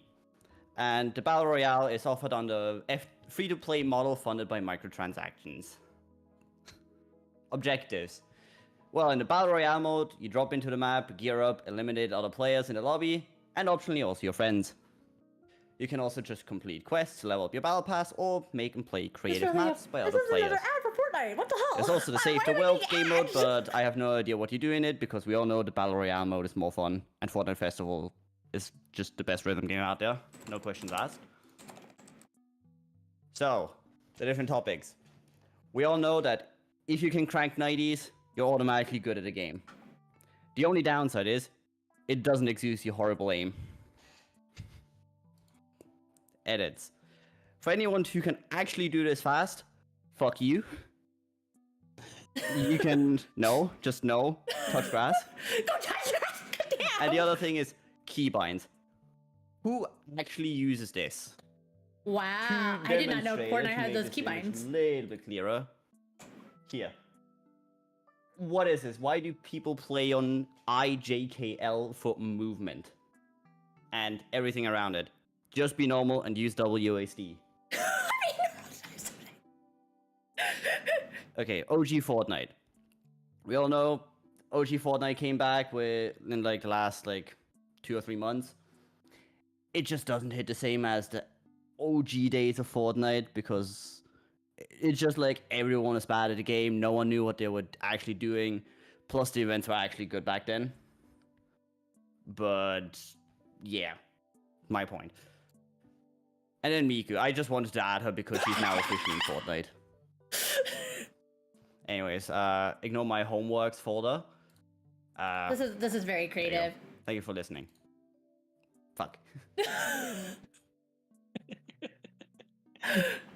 Ignoring that one of the slides just straight up didn't want to load. What is this? Is it just that? okay. Is it just I that think slide that wasn't everything loading, else or the rest is worked. work? Oh my goodness. Everything else works. Man. Oh, is it? Everything else works. You're good. Holy snaps. Where did you? Okay, this is like a legit question. Where did you find this template? This is gorgeous. I'm gonna say. TikTok. And Oh it my was made God. by Gmo Edits. It was made by Gmo Edits on YouTube. Oh, nice. But I will say, template amazing. You were making I this. know. It just sad that this just broke this one window here. Oh my god. Okay. Other than Miku, who's the next skin from Fortnite that you're happy that came out? Pack leader high wire, no questions asked. Sounds good. So if someone was suspiciously good at Fortnite, would that be enough proof that they're a cyborg, or do you need to see them build the tower in 3 seconds? Thank you for the care At package. this stage of the game, you would actually have to see them just build the entirety of Hogwarts within 3 seconds, all made out of metal. Because Fortnite pros are getting ridiculously good. Like, you could not tell if it is a machine or a human being unless they are using like normal inputs like WASD, then it's definitely a machine. And I have a question from the Den mates asking, who out of the Obey Me characters would be the best at Fortnite? Ooh. Honestly, I would probably go with Satan. I feel like he could crank those 90s and have his name. I don't know why, but something just screams just build and edit fast. Okay. Okay, I feel like you know the answer to this. Builds or no builds? No builds. Okay, good. No builds is a casual game mode, builds is a sweat game mode. I know there's ranked, but fuck off with ranked. Go play ranked if you want to sweat. Don't go into build mode sweating. Eggy, do you have any questions? As a person who has never ever played Fortnite before, what would your advice be for a person logging on and gaming for the first time? Depends, but if it's like a freshly new account, then you can just kind of go into it, because what Fortnite does is give you just straight bot lobbies, so there's no actual players in it for like the first 2 or 3 matches. So it is a good feel to get into the game, and if you want to continue playing in those games, you can just get an auto account, so you can just actually have fun in the game, not worry too much about stuff. Or you could also just play creative maps or Fortnite Festival if you like rhythm games. Or the Lego mode, which is also in there, and Rocket Racing, which is just Mario Kart but with Rocket League. So Very cool. it has a big variety of stuff you can choose within it at this point. Okay, I have a question. How much is Fortnite paying you?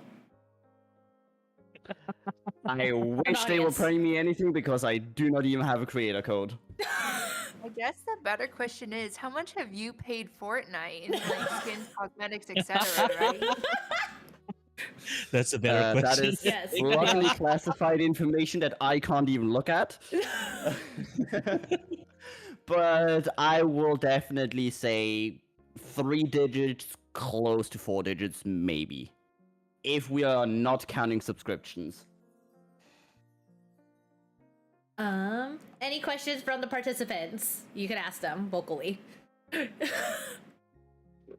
I've already asked mine in chat, but not counting the default game mode, which is the best game mode in your opinion? Fortnite Festival. But that may be a little bit of a biased answer, because I do like playing rhythm games.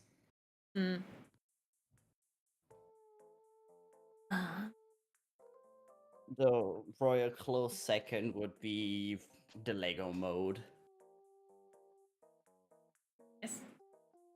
Oh, gosh, we got back-to-back ads. That's all I gotta say. I did not expect my PowerPoint competition to be ads. Oh my god, is this like the Need a next? break from the ads? Get Maybe. Spotify Premium. Damn! Get Twitch Turbo, even though you paid for Twitch Turbo. Convinced me to buy something in 5 minutes is basically what this turned into. This is literally what it has turned into for this segment. Vio asks, like, what do you think of Fortnite concert? I mean, it's like, Fortnite concert is like, it has like had a good idea behind it. I just feel like it wasn't made very well. The execution wasn't as much as they could have done with it. Seeing as how some other like music event stuff has been going on, such as like Juice WRLD, Marshmello, all of the other collabs they did. I feel like they could have done more with it. Got it. Okay, this is gonna be a stretch, and it's okay if we need to pass this. Out of the characters in Magic the Gathering, who do you think will be playing? What should be the next skin, if you know any? If not, we could go to Breed. Pokemon. Wait, what? Three. I know the humor fucking. Correct. Something seems wrong about that. Correct answer. Oh my gosh. Oh, oh my gosh. Also, I hope no one has realized, but throughout this entire slide, Yes, the I days have know. gone up, and you got rickrolled. 0 points. I know. Ah, Just slowly in the corner. I saw it in the better Using notes, and I stuff. saw the Rickroll. I was like, fuck. But also, Slowly counting up. you get the class for Rickrolling. It's okay, I Rickroll chat. Welcome, Raiders. Welcome. Thank you, Asta, for the raid. And that is a great screen right there. Try being I know, just what the fuck kidding. is going on? Oh gosh. Okay, thank you so much, Alice. Damn, Feel that's free. 4 ads in a row. That's I much know. longer than our hourly. I know, but then And now then Twitch ads. needs to do those ads. Twitch needs to do ads this way. See, we have the formula. Hold on, I gotta get this fixed up first. Don't go yet, Mellow, and all that stuff. Yeah, I'm glad I could finally watch your presentation without you yelling at me to get out of your stream. Because that did happen. Yeah. Multiple times. I didn't want spoilers. I you know. I was trying spoilers. to support the people who signed up, Thank and I you, was thank like, you, thank okay, I'll But learn. like I didn't want like early, like an advantage because you saw my You're good, you're presentation good. first, and then you got comfortable, and you're like, oh, I've seen this got before. it. It's familiar. It's got to Got be it. fresh for everyone. Makes sense. Give me 1 minute. I'm gonna go. Of course, of greet- course. So you can take it. thanks for Aster, hiding the welcome, food Raiders. meeting. If you don't know who I am, my name is Terror Bear Solaris Bear for short. She, they pronouns, former teddy bear principal of the kingdom of Solaris. We are doing a PowerPoint competition. We are continuing on. If you need to raid a run, feel free to. Thank you so much for the raid. I hope your stream was well. I'll be chatting with you via messages. But yes, thank you, Taco, and then also thank you, Asta. The Polar Pack is here. The Polar Pack raid is here. Thank you, thank you, thank you. And now we are going on with the presentation. Thank you, thank you, thank you. Appreciate you. I'll chat with you via text. Okay, I'm done. I just have to do Raider greeting. No, of course. Okay, 30, please. And then I think you're ready to, or let me actually fix one thing, because I forgot I left Alice's boogie up. Okay, we should be good to Yeah. go. Let me just adjust. I'm being nitpicky about adjusting, because I have to adjust, because y'all have it differently each time, but it's not a big deal. I'm just being finicky. Okay, the floor is yours, so you either could count it down, or you could have Aggie count it down. Up to you. Someone count me down, please. All right, I got you. Your time begins now. Good luck. Hello, everyone. My presentation is on the history of the Trojan horse and how subverting expectations helps the Greeks defeat the Trojans. Oh. In case you guys don't know, the Trojan horse is a giant hollow wooden horse. Psych! That was a Trojan horse, just like the Trojans you let down your garden to infiltrate Is this another your ad? stream with this different presentation. I know, very wretched of me, but it's true. My actual presentation is actually on why you, yes, you watching this, are special, and an explanation of why you matter. So, why do you matter? Because I said so. That's said so. That should be enough. You should let me take me at my word. Trust me, I would never lie to you. Okay, except for where the are we fact, going that with I this? did lie a few seconds ago about the Trojan horse. But aside from that, I would never lie to you about something like this. Oh, are Now, we getting I know gaslighted? that unfortunately, when I say you're special, you matter, there might be people who don't believe me or even worse, disagree with me. How dare you disagree with me? But as a lifelong specialist in people pleasing, I know how to make people happy. So I've decided to take matters into my own hands and make this point with the sole purpose of convincing you that you are special and that you matter. I mean, since me Wait, telling you hold on. isn't Am I gonna be good enough, trapped? Hold but on. yes. This feels like a bait. So before we can get started, I need to remind you of, what we're going to be going over. This table of contents. We're going to be we looking got it. at some logic, some facts, philosophy, math, science, the good stuff. That's a cute Before drawing. we get started, always remember that nothing really matters. That's right. I understand that I'm trying to prove that you matter. But nothing really matters, okay? Okay, we're all insignificant when we observe ourselves within the context of the universe. Awesome, right? Now, question. What do Roman Emperor Marcus Aurelius, English dystopian author George Orwell, and American astronomer Carl Sagan have in common? Well, all of them at one point in their life sat down and were like, whoa, bro, we really do be living on Earth, and Earth really is just a tiny blue marble, and we really are tiny specks of dust on that blue marble. You'll spit on And my you might be head right thinking, now. Mel, why are you bringing this up? Isn't it kind of like counterintuitive to say that we're small and insignificant and we're trying to convince us it matter?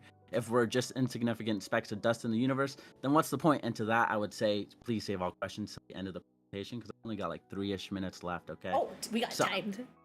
Back on topic. Nothing really matters. And if you've ever thought about our place in the universe and have felt insignificant like this, you're really not wrong for feeling this way. In the grand scheme of things, we are really small and significant. Our lives are barely a blip in the timeline that is the universe. So if you're feeling existential dread, that's normal. I But think I'm I feeling would that like now. to ask you a question that might help remedy this, or at least I hope it does. Okay. Something that isn't always asked when we are thinking about our place in the universe. Does there have to be some grandiose meaning of life for our lives to have value, to matter? In my opinion, no. Okay? If Okay? it's- We don't need to be the main characters of the universe. I love tons of side characters. Side characters are cool. We can be side characters. Okay? And yes, we may be nothing but specks of dust that live on a blue marble. But since nothing matters in the grand scheme of things, that means we get to decide what matters because at the You're end of the cooking day, hard. life is short, even shorter. So, here's the thing. In case you did not know, everyone watching this right now, yes, you, are very lucky. You're actually a champion. We are the champion. Wait. We've essentially is won the cosmic happening? lottery to simply be alive. Consider the insane amount of improbable events that had to occur in the nearly 14 billion years that predate us to even allow for life to exist on Earth. There will also be billions of years that precede us, and yet here we are, direct beneficiaries of countless generations of ancestors. All your ancestors, everything they did led you to this very moment so that you can watch a VTuber give a PowerPoint on stream. Isn't that awesome? I'm sure they're really, really, really happy for you. Anyways, to quote one of my best friends, Neil deGrasse Tyson, that's crazy. There have been about Wow. 100 billion people who have ever lived. Do you know how many people can exist? If you take a look at the genes and find out how many genes can make an authentic human being, it is stupendously larger number than 100 billion. What does that mean? That means you're alive against stupendous odds. You're breathing air, observing sunsets, gazing into the night sky. Most people who could exist will never, ever exist. Most people that could exist mathematically, that is, will never exist. So you are a special person. You were born into this statistical anomaly and are very fortunate because we get about 4,000 weeks to live. That's the average human lifespan, by the way, 4,000 weeks. And I get it. You might be like, what's 4,000 weeks? That's not a lot of time, you know, especially when compared to the universe. Well, in my opinion, it's an incredibly excuse my language, rare opportunity that we have. And I think that's pretty significant. In my opinion, the fact that, you know, let's narrow things down. The fact that we are simply living in this present moment alive right now is astonishing.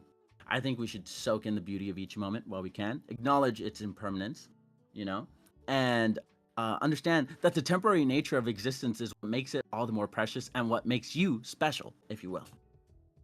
Billions of people have experienced this day in a That's such different a way, and you are slide. one of those people. Someone fell in love today, someone fell out of love today, someone might be at the end of their life, while someone might be at the beginning of it. Someone has had the best day of their life, and someone has had the worst. And yes, life can be tough, and it can be hard. But you are still here, and you are still... I am proud of you, okay? I'm very proud of you. So remember how special you are. And remember, okay, in case someone's told you this before, remember that you matter. And don't forget it, okay? That's my presentation. Very existential. Feel free to ask me any questions. Thank you for your time. Claps in chat. I'm buffering right now. Good job. You made me buffer. Wait, let me put the email that represents me right now. I'm buffering. I'm like. Yes. A light topic. Oh. Light topic. I'm gonna, okay, I So was gonna it's- ask to show the emo or like what the art peat was because I did not get to see. That was gonna be one of the questions, but I default to the other judges first before I ask. I have a I'm question. like the I hand. talked really fast. I did. No, you're good. Shadowrun. Is- I had a lot to say. And you said a So lot. is this presentation secretly a test of who knows all of the lyrics by heart, or is it just trying Oh, to Trojan horse sing along oh into my gosh. this entire stream? Yeah. Actually, that was very intentional. Technically, also me naming the titles after songs or lyrics was actually technically a JoJo reference too. In case you guys watch JoJo. So yeah, Oh, so there's this Trojan horse has uh-huh. layers. It's like an ogre. Yeah. It's like an Yeah. onion. Trojan horse Onion. inside the Trojan There's a lot. I horse. put a lot of It's like an thought and depth ogre. into it. It's like a pregnant Obviously, ogre in a Trojan horse. Bohemian Rhapsody. Nothing really matters. Anyone can cheat. Nothing really matters to me, right? And then we are the champions, friends. We'll keep on fighting to the end, right? What? These are all songs. You know, it's like cool Easter eggs for those who notice, but if you don't notice, you're not missing out on it. You know. I am definitely like blink, blink, blink, blink, blink, blink, blink, blink, blink, blink, blink, buffering Yeah. right now. Yeah. They're just having the questions. I need a moment still. I'm Yeah. buffering hard. No, valid. Any questions about existence? Huh? I Very light guess. topic. I Mhm. guess if we matter, is there a person that doesn't matter? Well, no. Everyone matters. Whether you like it or not, that person that you don't like, unfortunately, they still matter. You know, maybe not to you, but to other people. So yeah, everyone does matter to someone. You know. I do have to ask, what's your favorite art piece in the presentation? That is a view. Oh, I can't pick a favorite. It's like picking a favorite child. Well, I'm making you know, you. a lot of these. Well, You're gonna make me no. buffer. I'm gonna make you mimic. Well, look. A lot of these are community art pieces. Shout out to Aw. Seth. Shout out to Buddy. You know. Okay. The one. Yeah, I can't pick. I love them all. But I would pick that one without pointing to one. I would pick that one. That one's my favorite. Spokesman person right here. Mhm, Need a PR mhm, person? mhm. Mello's here. Are Yeah. you Mello for are- president. Exactly. Uh-huh. Okay, Me? Sky? I'm just a random. Sky, your question? So, are you a fan of the music made by Queen? And if so, what is your favorite song from them? Queen? Never heard of them. No, I'm just kidding. Well, I mean, obviously Bohemian Rhapsody is like a banger, but I think I'm gonna have to go with Killer Queen. Killer Queen. Good song. Hey, Good song. oh, Another the JoJo dark reference. horse. So yeah. Thank you for that question. You know. Okay. I've never. Sorry. You're good. Go for it. Go for it. I'm reading chat. Sorry. Bad habit as a streamer. Do you No, you're good. consider yourself a snowflake or even agree with the metaphor? Yeah, I am a snowflake and I'm proud. We're all snowflakes, whether you want to admit it or not. You know, when you call someone a snowflake, obviously you're not literally a snowflake, but metaphorically, yeah, I am a snowflake. Which Pokemon needs to see this presentation? If you had to pick a Pokemon to sit down, go like, listen, you need to hear this. Which Pokemon would that be? Oh, obviously, I would give this presentation to Snorlax. I feel Okay. like Snorlax can use some motivation and needs to know that they matter, even though people get mad that Snorlax blocks their path. They're like, oh, this dumb Snorlax. Like, Snorlax, you're important. You're doing your job. You know, it's not your fault the game devs made you block this path. Would you also say that That for was a Sudowoodo too, then? Sorry. Yeah, I would say, yeah, anyone, anything that exists or possibly could exist matters. Yes. Nice. Other people are saying Cubone, Mimikyu as well too. Oh yeah, well yeah, because their backstory is sad. I don't know if I want to get Yeah. into it, but like, Yeah, no. Like for Cubone, he's wearing the skull of his dead mother. of his, yeah. That is Cubone's whole spiel. Yeah, so Mm. that's very, my heart's with you, but that's very sad. I cannot ignore. Any additional questions from the participants or the audience? Oh, we have one. Do cyborgs matter, Mello? Yeah, they actually do. Okay, so fun fact, even if you guys, anyone listening, if you ever like feel like you don't matter, right? Even if this presentation didn't convince you, scientists recently discovered that everything that exists is actually made up of different states of matter, like solids, liquids, and gases. So like literally when I say everything, like literally everything except for maybe antimatter matters. Yeah, scientific fact. You can quote me on that. Someone's asking, Yeah, what's we the are meaning smart of enough. life? Meaning of life? Do you want a real answer or fake? I'll give both. Real answer is to discover your own. Fake answer is 42. Yeah. 42 My is not the man. fake answer. Excuse me. What That's the real 42. answer. is? Well, those who don't We get did it, ask that, you know. Best Buddy. I think we asked your question. I think I answered because I think that question came up twice. What's the meaning of life? Yeah. Oh my goodness. Oh my goodness. Meaning of life is be you. You do you, honey.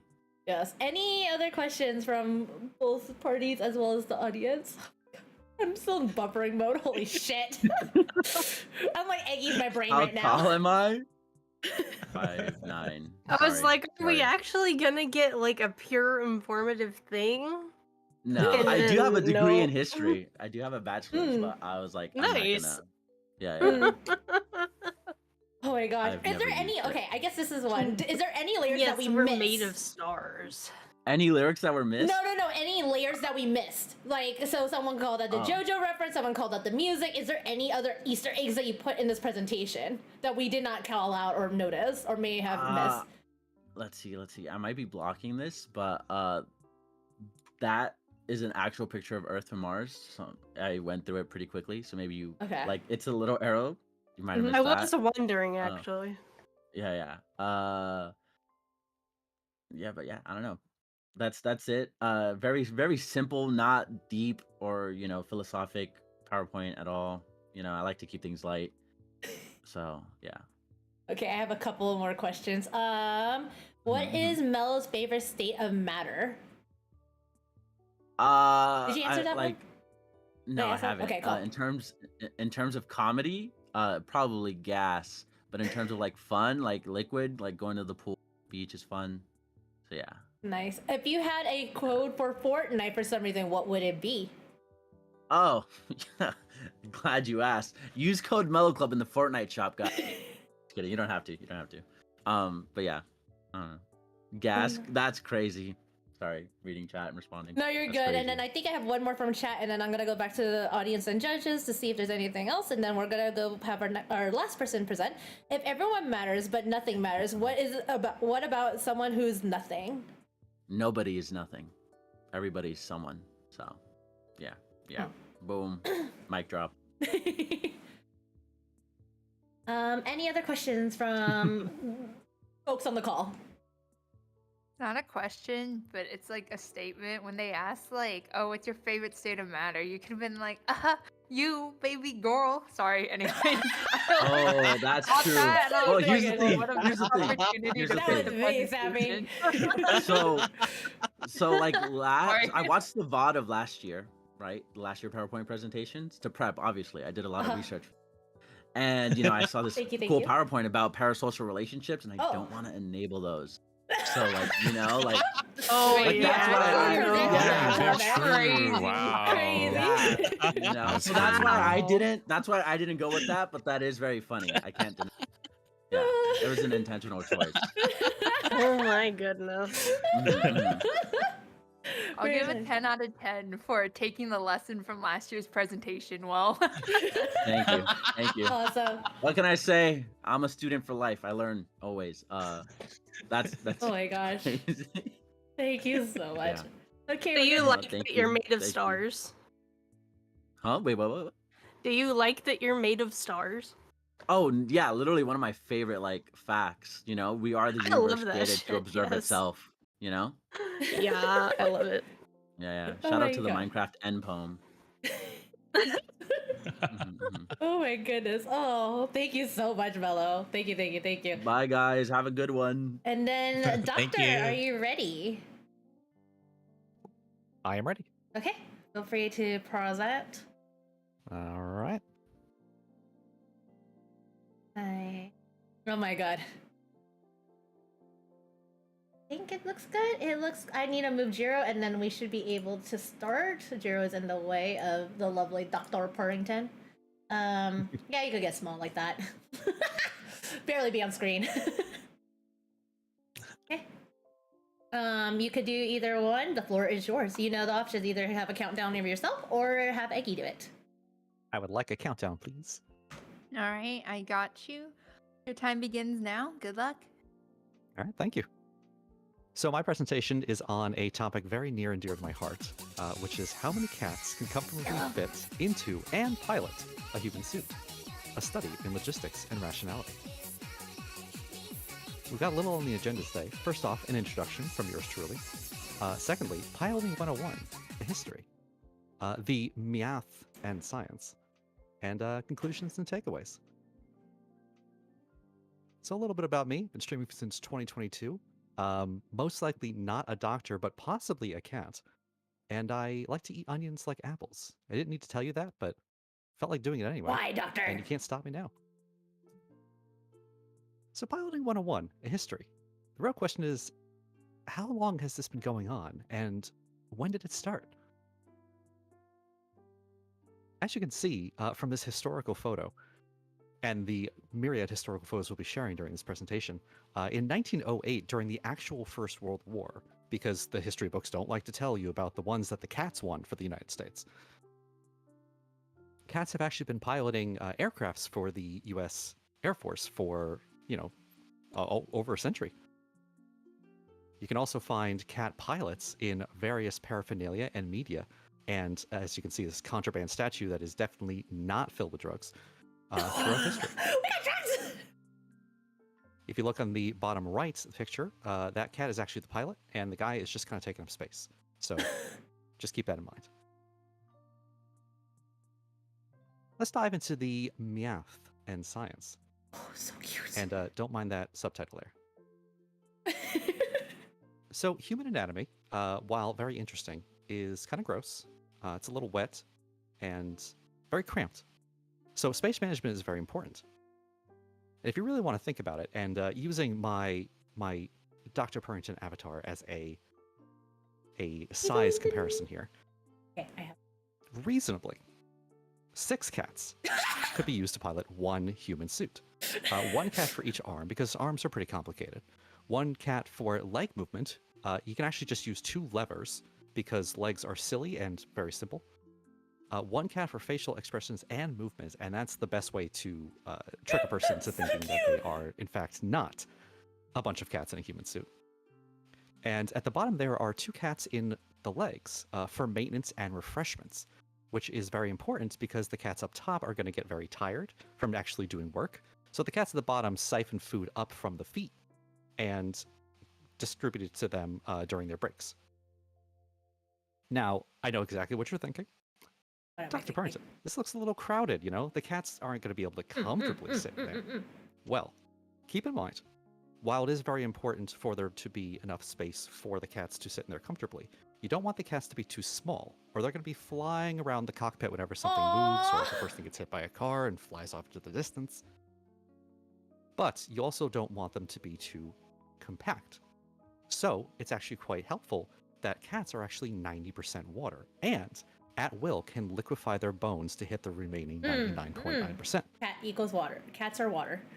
That means that if we come back to this human model, you can actually see that it's very easy for the cats to liquefy themselves and fit appropriately as a liquid within the body and maintain it and control it at any point in time. Conclusion? Just about 6 cats is all you need to pilot a human suit. Oh, is this a continuation? Hold on, is this a continuation? Did it Takeaways from this collude? presentation? I am definitely not 6 cats in a human suit, despite my extensive knowledge on the subject. The second one is that that's the only takeaway. And the third is thanks for coming to my TED Talk. There's some metrics here if you'd like to check them out, but they don't mean anything. That's it. Thank you. Thank you. Thank you. So, I see that one Dr. Purrington is at knee height. How many ankles have you bitten? 17. Got it. Thank you. I remember every single one of them as though it were yesterday. Perfect. What's harder to detect, a cyborg hiding in plain sight or a human suit full of cats? I'm going to go ahead and say both are equally difficult. Because you could, in fact, have a cyborg that is filled with cats. So you can't really tell whether one is one or the other. It's just a matter of concealment and making sure that you're not discovered by humanity. Thank you. I have probably one of the more important questions to ask here. Your name is Dr. Purrington, is that correct? That is correct. Can I ask where your schooling had taken place in order to receive the title doctor? So No, is not the fun fact, credentials. I'm not a real doctor. The P in the PhD stands for per.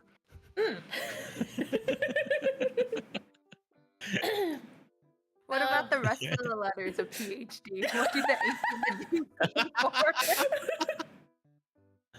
for? Heavy cats, because when you try and pick up a cat, they don't actually move. And the D stands for doctor. I see. Interesting. Very interesting. Very credible. Thank you. Sappy, feel free to ask your question directly. Are you still in the call? Yep. Okay, ask it directly. Would you like a sponsorship from Sapphire Cannon Inc? I would love a sponsorship from Sapphire Cannon Inc. That sounds amazing. Yes. We'll be in touch. Okay. How many cats does it fit in a Trojan horse? 274. Got it. We've done this before. During the First World War. The real First World War. Thank you very much. Also, any questions from the participants who are in the call? And then also audience, feel free to ask. How many cats does it take to pilot a human capable of playing Magic the Gathering? Oh, that's not a number that we could put. It's like trying to. It's like asking me to number out pi. Like, it's, yeah. What are the first 3 digits then? I'm kidding, I'm kidding. 3.14. Perfect. 3.14965.7. I will ask BS one. How many cats needed to play DDR? 4. Just have them constantly slapping on the buttons. Okay. Oh, we have a question from an audience member. Doctor, is your wife a cat? My wife is not a cat, but whenever I see her, I do say meow. Aww. That's cute. Hey, Kari. Any other questions? Not for me. I'm all out of I questions. think I'm And Gucci. cats. I trust this very well-educated doctor. Got it. Okay, you mentioned. Okay, No this is better questions. Okay. Oh, we have questions. Can you type them in chat, please? Please. How many lives do you have left? Oh, personal VO. I have 7. Got it. I've used 2 of them. One in the First War, and the other one I just kind of fell off the chair wrong. Got it. Wretched asks, did you make this response to all your pup agenda? Propaganda. Sorry. Oh, did you make this in response to all the propaganda? Yes, I did. Propaganda is dangerous, and just if you ever see a Burmese, you just gotta punch it. Oh. How old are you in human years? In human years? Yes. You're making math. That's rude. I'm gonna say that now. 47? Got it. We have another question. I have seen some tendencies in myself of chasing strings and chirping at birds. Am I 6 cats in a human suit? If that is a question you have, what I would do is I would stand upside down, and I would just kind of like lightly shake yourself around. And if any cats fall out, then you have your answer. If not, you're pretty much in the clear. Got it. Okay, so I know in your presentation you mentioned about like, oh, cats are too small, or you can't have kittens or cats that are too small. What is considered too small in Dr. Purrington height? Because we know that you're at the knee level. So because cats can turn into a liquid, it's actually based on weight versus the actual size of the cat. And that would be about 3 ounces. Got it. Nothing under 3 ounces. This gets kind of like roller coaster rules, except with weight instead of height. Got it. I'm trying to see. Is there any other questions from chat? Otherwise, we're gonna probably end up wrapping up. Okay. I'm going to do calling once, calling twice, calling 3 times. Okay. I think we have everything we need at this time then. That is everyone who has presented. Thank you so much. I need time. Well, I was about to say, oh, I can run ads. No, ads are gonna be in 30 minutes. So basically, chat, you're gonna just sit in the BRB screen as the judges deliberate. We do need about like, I don't know, how long did it take us last night, Jiro? Like 10? 10 minutes? I don't remember. Or 10 or 5 minutes? 5 to 10 minutes, you know, for judges' deliberation. More or less just to hash it out. So participants, feel free to just chat amongst yourselves. They will not be able to hear you on your end. Chat, please give all your hypes and claps for everyone who has presented, and also some claps and hypes for Dr. Purrington for that lovely presentation. Yeah. Yes, so please, all the claps and heights, all the claps and heights. Yes, I am gonna take the judges into, or Jiro, can you start a call, another VC where we could go hide in? We're not gonna be able to share what we're discussing and all that stuff, and so yeah, feel free to go spam the chat, spam the chats with all your cute emotes and all that stuff, and also your takeaways from the presentations. So we will see you, in about like 5 minutes, and yeah, we'll see you back, chat.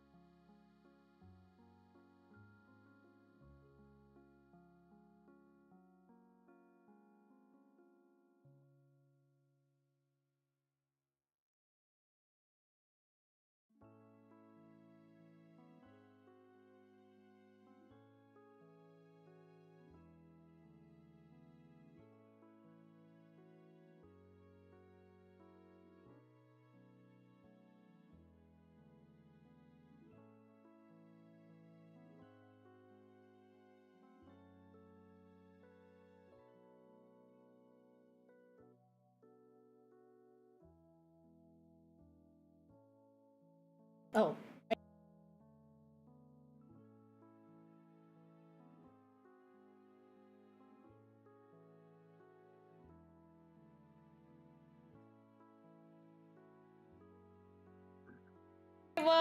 Let me double check that ads are good. Hold on. Streamer That's stuff. a good idea. Oh, I should probably run ads because pre-rolls are about to go on. So you're gonna have to wait. You're just gonna get some like thoughts from the presenters while ads are running. So subs, that's your little treat to yourselves. Otherwise, no worries. Stand up, stretch, hydrate. You're not gonna learn. You're not gonna miss who won and all that stuff until we're done. So or until ads are done. So take care of yourself. I'm gonna run those ads now so folks are not interrupted because that would be kind of crummy. So running ads now. But yeah, they can hear you or they can. Yeah, they should be able to hear you if you want to yap. I tried to get you know? a suit for my VTuber, but I couldn't find a BNG that would cover her. It's so hard to find like PNGs when you have a custom model. This isn't even custom. That's the thing. Really? Oh, It looks yeah. pretty customized. It looks custom. I'm really good at recoloring shit in VTuber Studio. That's all I have to say. Let's go. I Let's can't. go. I struggle. Like the I'll I be like, I want a file, different colored shirt and mess up. like the I file, they're technically the same eyes, but with different kind of filters, so that it doesn't look like they're both cybernetic. That makes sense. I'm just also still Oh. trying to rearrange the screen where it's like it makes sense for y'all to be at so people can see y'all. That makes sense. Alright, fair enough. I'm like playing because I'm like, okay, well, I have 9 boogies that or hold on, is it 9? Did I math correctly? Yes, I did. Like 9 boogies. I'm just showing the Discord screen. Oh, I was like, I didn't know Hello, people and wanted to see that. As Do we're people like want to see that? showing the things. Okay, if that's what people don't mind, I could do that. Yeah. Alice, I hadn't seen your VTuber before. It's awesome. Yeah. Okay. Yeah, well, the thing is behind it, seeing as actually, never mind. I'm not gonna do that because I just remember the But Jewish show in remember, Discord. I'm on YouTube. I'm on YouTube. I'm going to say that now, please.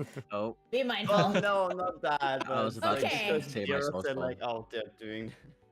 No, it's not that. It was like showing something, not saying something. But it's like I can't show this. Yeah, so if you Mellow, want this to... reminds me of the Joel Haver YouTubes. I like it a lot. Who's? I mean, Joel? Oh, you don't know Joel Please Haver? send me a link. No, please send me a Oh, link. he does like There you go.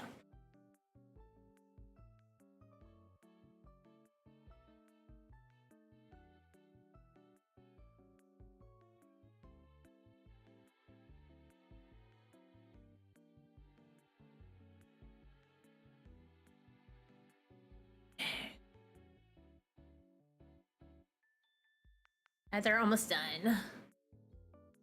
But yeah, how does it feel that y'all did a presentation? Aww.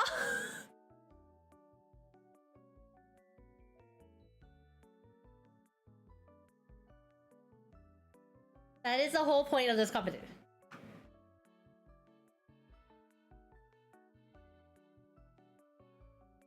Oh yeah.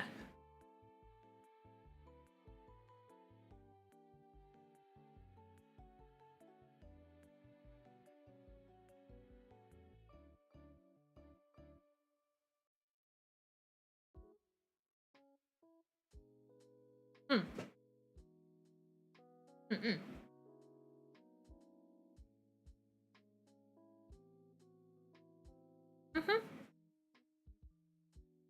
Yes, I will be. It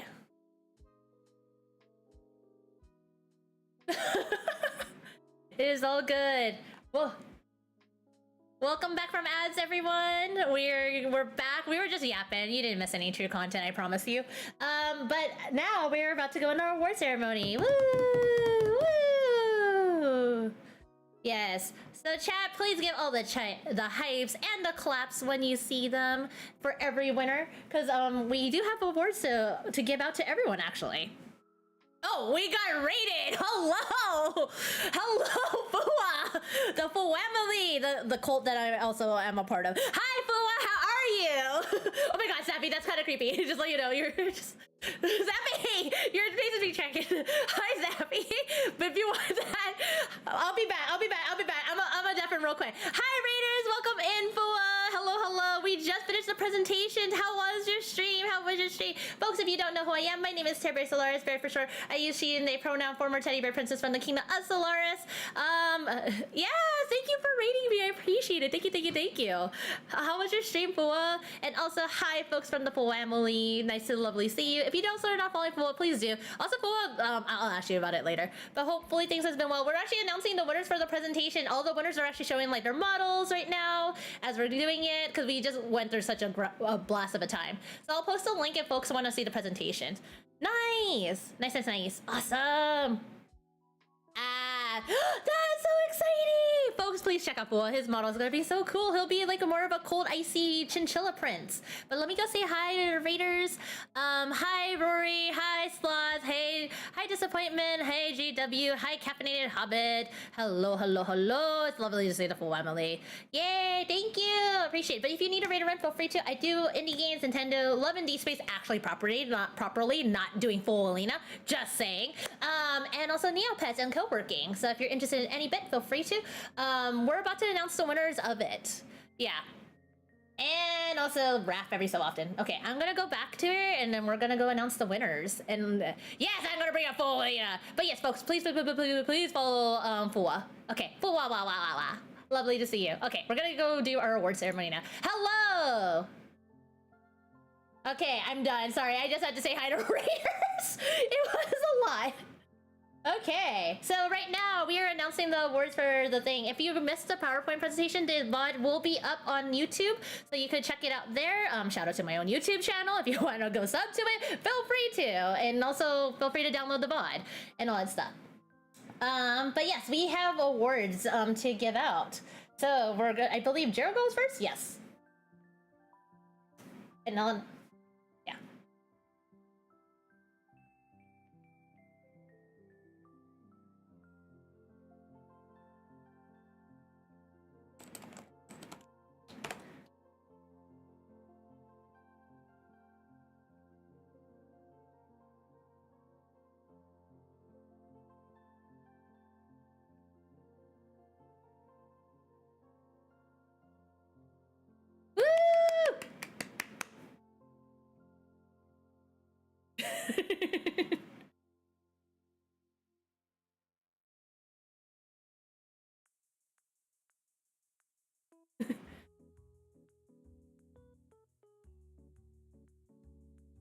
Oh, hi, you're here.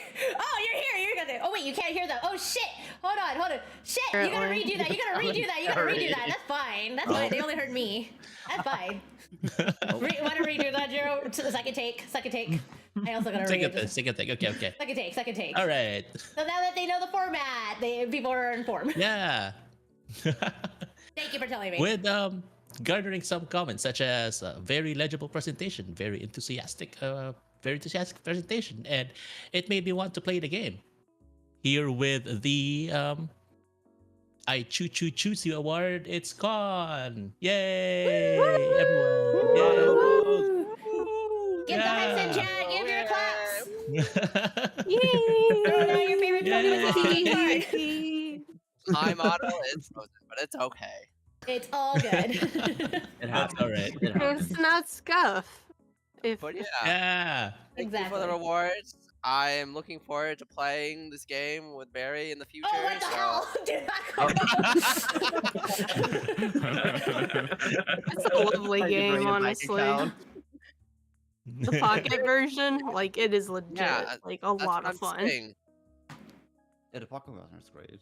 Okay. Pocket would be perfect for Barry. Oh gosh. It's Oh, so God. good. The cooking is happening. I'm More scared for baby. myself. I'm scared, chat. All right. We're gonna move on to the next award. With a comment such as very specific topics, really cool, pretty presentation, and very well organized and simplified. It's the Kerchow Award, and it goes to the person who presented how to get started with the Speed Racers slides. It's entertain. It's Merlin. Merlin. It's Merlin. It's Merlin! Yay! Merlin. Let's go, We Merlin. have a WAI. team! Oh, I'm in chibi mode now. I love it. So cute. and the last on my part of the award ceremony, with comments such as "Yay, gay!" and "Great pacing!" and "Got me interested!" and "Love the art." It's "You activated my trap card" award, and it goes to the LGBTQ plus representation in Magic the Gathering Stories by Sky. Woo! Woo! Whoa. Magic the Gathering. Yay! That one literally like so good. Had me from moment one. Yeah. Mm-hmm. All right. Well, we All have right. the next batch of awards. It doesn't end there. This next award goes to someone who combines cuteness and facts. Highly educated and a great soothing presenter. The Actually award goes to Dr. Purrington. Woohoo! Yay!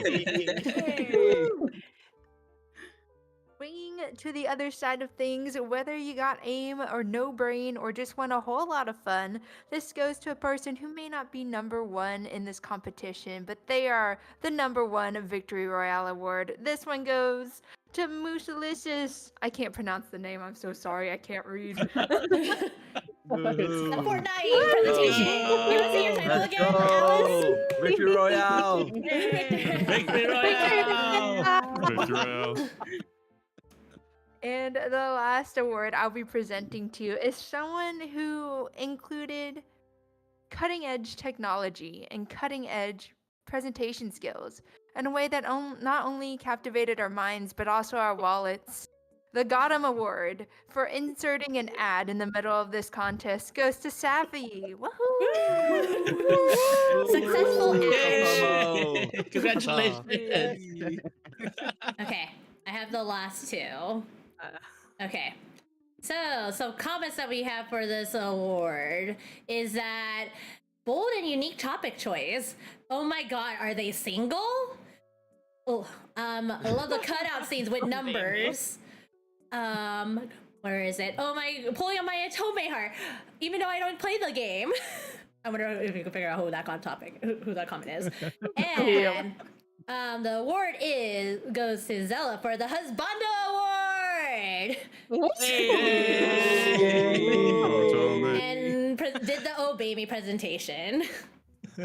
Congrats, you might have recruited people. I wish you had a career code to recruit people to get some credit for that. Oh man. Yes. Okay, and then B is king. last but not least, where is it? Okay. Oh my gosh! Girl boss but positive for this award. Girl boss but positive. Are we getting gaslit? Where are we going? Got 'em. Clear, clean, and bold slides. Enthusiastic. Don't let your dreams be dreams. Therapy is no longer needed. This award that we present is where is it? I have to scroll. The Horse Award. Just kidding. It's the most encouraging. Goes to Mellow Club. Oh my god! Yes, I would like to add, additionally, congratulations, Mellow. You are the winner of this year, or this this presentation of this competition. Class Horse number study! one! Hey, no, is this a Trojan horse? Yeah. Is this a Trojan horse? Yes, it was, but it's not. Do you have any? Oh my do God. you have any? Do you have any words for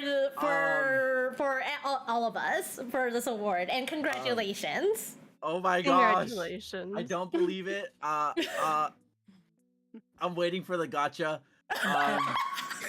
No, okay. Thank you guys. I don't Thank you. think It there's is one. honor and a privilege. I want to thank the academy, my mom, community, everyone for mattering.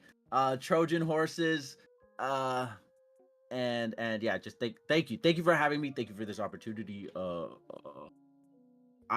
I feel like you're gonna be like, psych. I feel like you're gonna tell me Psych. Oh, but- did I not tell you? Like, just how they do Just in lie.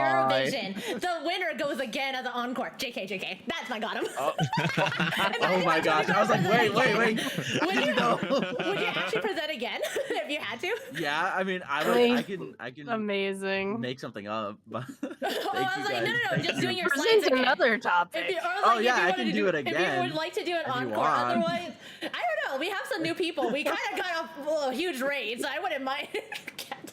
You want me to go again? I can Do go it again. again. Okay, and then we'll No. wrap it up here, and then I will give my big thanks if you're okay with it. Otherwise, no worries. I'm okay. I'm okay with that. Hold on. Oh, I Okay, totally didn't close it. Let me I pulled a Eurovision, y'all. Got I it. literally pulled a Eurovision right now. This is what you let do me in just Eurovision. real They quick. actually make the winners go again. But also totally if you don't want it, I'm totally. No, I can. I should have made Aggie go again last year. I just thought of it this year. This is the new edition. I'm Guys. updating every time. Oh man, this good thing I working? don't remember wait. anything I wrote last Yeah, year. Hold on, Oh, let me God. adjust. I moved History too, of so the I don't even Trojan know. horse. You're good. Yeah, guys. This is so in case you guys don't know or you've just joined us from the raid, I have a bachelor's degree in history. This is actually a fact. Bachelor's only. Sorry, not master's or PhD, like, from cats. Here. But a bachelor's nonetheless. And so for my topic of discussion, I decided to really, dig in deep, go in depth with the Trojan horse. And how subverting expectations helped the Greeks defeat the Trojans. Psych, just kidding. Haha, you Trojan horse. You let your guard down and allowed me to influence this presentation and audition, and thank you for choosing me. For this encore, I would like to explain why you are special. Why you, yes, you matter. So first of all, you may be asking yourself, why do I matter? And my answer to that is because I said so. That's right, I said so. That should be enough. You should believe me. I mean, I don't know why, but I won this competition, so like obviously, like Obviously, there's facts. right? Yeah, I'm obviously right. You guys matter.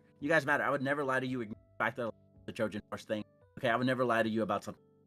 Unfortunately, though, when I tell people, Wait. actually not me. I don't matter, or I disagree, right? And how dare they disagree with me? But they're entitled to their own opinions. As a people pleaser, though, it is my pleasure to do this encore and to present this entire PowerPoint again with the sole purpose of convincing you again that you are special and that you matter again. And I mean, if you're hearing me tell you that you're special and you matter isn't good enough, then I guess I will give it to you again using facts and logic. So, table of contents, we're going to use some logic, we're going to use facts, and then I'm going to have we're going to be going into philosophy, math, and science. Anyways, before we can get started, and before I help you realize how much you matter, you must first realize that you don't matter at all, actually. Now, before I, go into this, I just want to say a huge shout out to nihilism. Thought process comes from. Anyways, what do the Roman Emperor Marcus Aurelius, English dystopian author George Orwell, and American astronomer Sagan have in common? Well, at one point in all of their lives, they sat down and were like, whoa, guys, honestly, we're kind of like just living on a blue floating through space, and like we're little specks of dust on that marble. We're literally so small in comparison to the entire universe. And you might be thinking, Mello, why are you bringing this up? Isn't it kind of to like say we're small and significant?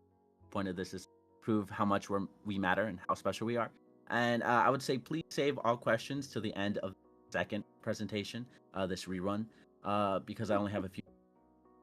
So, again, nothing really matters. If you've ever thought about your place in the universe and insignificant like this, you're not wrong to feel this way. In the grand scheme of things, we are really small Hello. and This insignificant. was such a good presentation. And our lives are barely a blip in the timeline Hi, of the Haru. universe. So, if you're currently feeling existential dread because of this thought, then I would like to ask you a question. Something that I think isn't always asked when thinking about life. Does there have to be some grandiose meaning to life? Huh? Do our lives have to have purpose or to matter? Do we have to be the main characters of the universe? In my humble opinion, I say no. Okay? I love side characters. Some of the best characters ever are not the main characters, And yes, we may be nothing but specks of dust on a blue. in the vast emptiness that is space. But since nothing matters in the grand scheme of things, that means we get to choose what matters. Because at the end of the day, life is short, even shorter compared to the universe. So, congratulations. I have won this competition, but you guys have also won. Together, we are the champion. And here's the thing. Essentially, we've won the cosmic lottery, okay? To simply be alive is a huge win. W's in chat for you guys. Consider the insane amount of improbable had to occur in the nearly 14 billion years that predate us to even allow for life to exist. And think of all the billions of years that will precede us. Despite all those years, we are here right now, direct beneficiaries of the countless generations of ancestors. Our ancestors, every single step they did and took, led us to this moment to watch me present this power. And you're so lucky for that, Shirley. You are very lucky. I would like to quote one of my best friends, one of my besties, Pookie, really, Neil deGrasse Tyson. He has once said that there have been about 100 billion people who have ever lived in the history of life on Earth. Do you know how many people can exist? You can take a look at the genes, you can find out how many combinations. And it is tremendously a larger number than 100 billion. What it means is you are alive against stupendous odds. You breathe air, observe sunsets, and gaze into the night sky. That is something most people who could exist will never experience, okay? Most people that could exist mathematically, that is, will never exist. You are special, okay? You're one of a kind. You matter. We are born into this statistical anomaly of a life. And we're very fortunate if we get about 4,000 weeks to live. That's the average life of. And I get you. You might be like, 4,000 weeks? That's nothing. In the timeline of the universe, that's literally like a blip. Well, sure, if you look at it that way, it is a blip. But I will tell you something. It is incredibly flippin' rare, excuse my language, but it is so rare and pretty darn significant in my opinion. In fact, if we really narrow things down, just the simple fact that we are living in this present moment is beyond astonishing, okay? I think we should soak in the beauty of each moment we have while acknowledging its impermanence. Understand the temporary nature of existence itself is what makes it all the more precious and special, if you will. So, just like billions of other people, you have experienced today, and everyone's experienced it in a different way, okay? Someone fell in love today, someone fell out of love, it might be at the end of their life, it might be ardent. Someone had the best day of their life, and someone had the. And while, yes, life can sometimes be, you're still here, widdly, okay? You're still standing. I'm still standing. That's literally you, and you're still trying, and I'm proud of you, okay? Remember how true you are, and that you matter. And in case someone has told you that today, I just did, twice. So don't forget it, okay? Okay. Thank you. That was the presentation to Electric Boogaloo. Yeah, we're not gonna do questions. We're not doing Q&A. no, we don't Okay, Q&A. We thank don't you. Q&A. We Thank don't you. Q&A. But thank you for doing the repeat Thank of the you. presentation. Mainly because I wanted to be able to course. highlight you, especially that we got like that huge group coming through. I was like, okay, let's Thank do you it. guys. Thank you. Yes. You're So still standing, yeah. Yeah. there you go. Here's thank you everyone. for having me. No, thank you. Seriously, congrats, Melon. Thank you, everyone, for Thank you, presenting and thank you. participating. This was so fun. Like, this is why I love this event so much. Like, it's so ridiculous and it's so silly, and I love it. I had fun. Yes. So give them follows, give them love, and all that stuff. Go check out their streams. Everyone has been shouted out. MBO has been working behind the scenes, just getting everyone shouted out. So please give some love and all that stuff. I'm gonna quick. I should have done this earlier. We could have done a quick group photo. Actually, I will do that as a tradition next year, moving forward. You know, we improve when we do Send the third PNGs. one. Yes. Yes, I'll probably put something together, but I just want to say thank you to everyone here. I'm so happy. My heart is very filled because it's always like scary to put a little bit on like this because it takes a lot of prep to go with it. I will say I did have trial 1, which I gained experience on how to best do this, and there was a handful of road bumps today, but we made it work, and so I'm very happy. Stop it! No Pokemon! Stop it, Vio! Shut up! Yes. Is there any of Pokemon collab. Yes. But no, is there anything that y'all want to say, or is there anything that any of y'all want to promote that y'all are doing or that's upcoming for y'all? This is your self-promotion time. I'm giving it to you, like more than just like check out my channel. Is there any cool things that y'all are scheming or up to? Don't forget to subscribe or follow or even throw your biddies and donations to twitch.tv/Terberry. That is TRBERRI. Yes. Amazing Yes. event planner. Yeah. Agree.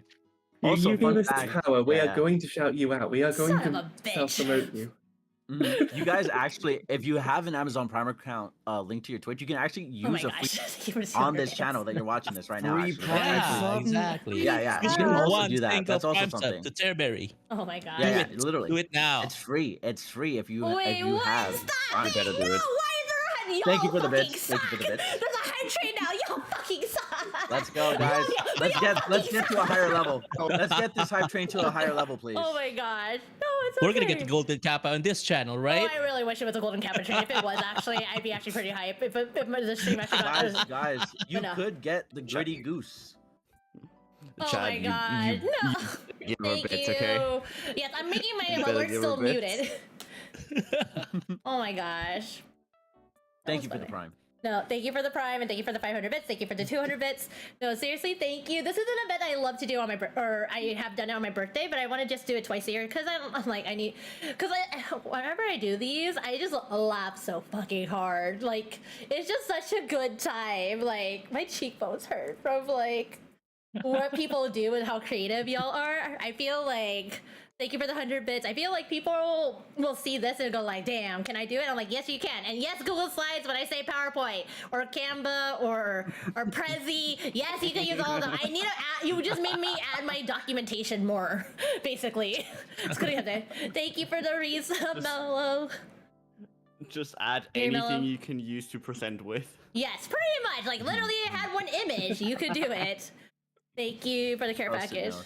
But no, thank And you can so post it. much. This is why I wanted to put it during this event because this thing that I put together is so much fun, and it would not be here without like the support of those who presented, the judges, because you know I want to have multiple perspectives and just have it, and just y'all's patience because I know sometimes stuff happens, but I also know that like we can make it through and make it work pretty well. But thank you. Y'all were lovely. Like, this was fun. Like, I hope that y'all enjoy your superlatives as well, too. I will be visiting your streams, just letting you know that. That is how you will get your...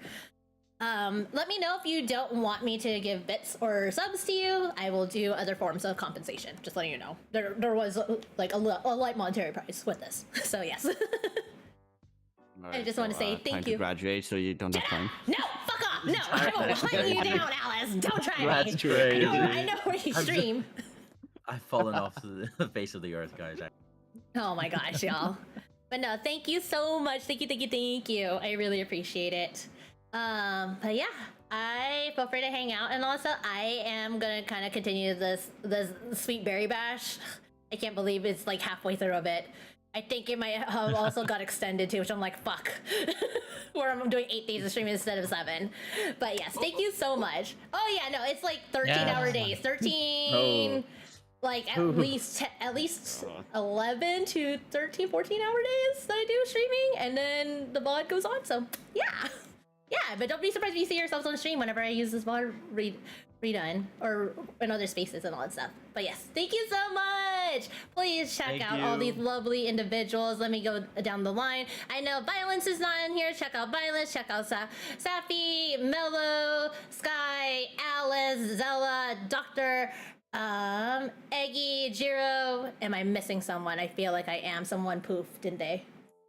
Or am I delusional? You skipped over Safi, I think. I think I said No, Safi. you didn't. You did. They've got 2 in the. I know. I was not gonna say, and Merlin too. Yes, I was like, I know. I feel like I missed someone. I know participants. Party messages before we head out. Yes.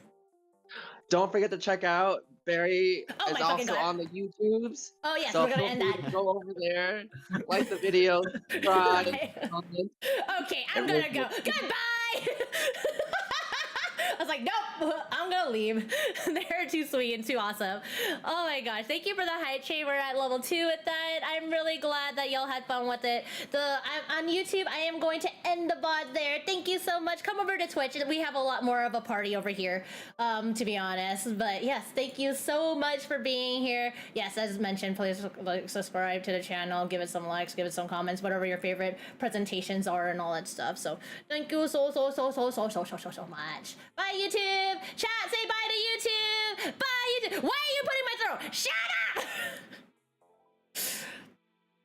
Thank you. It was always fun. Mellow.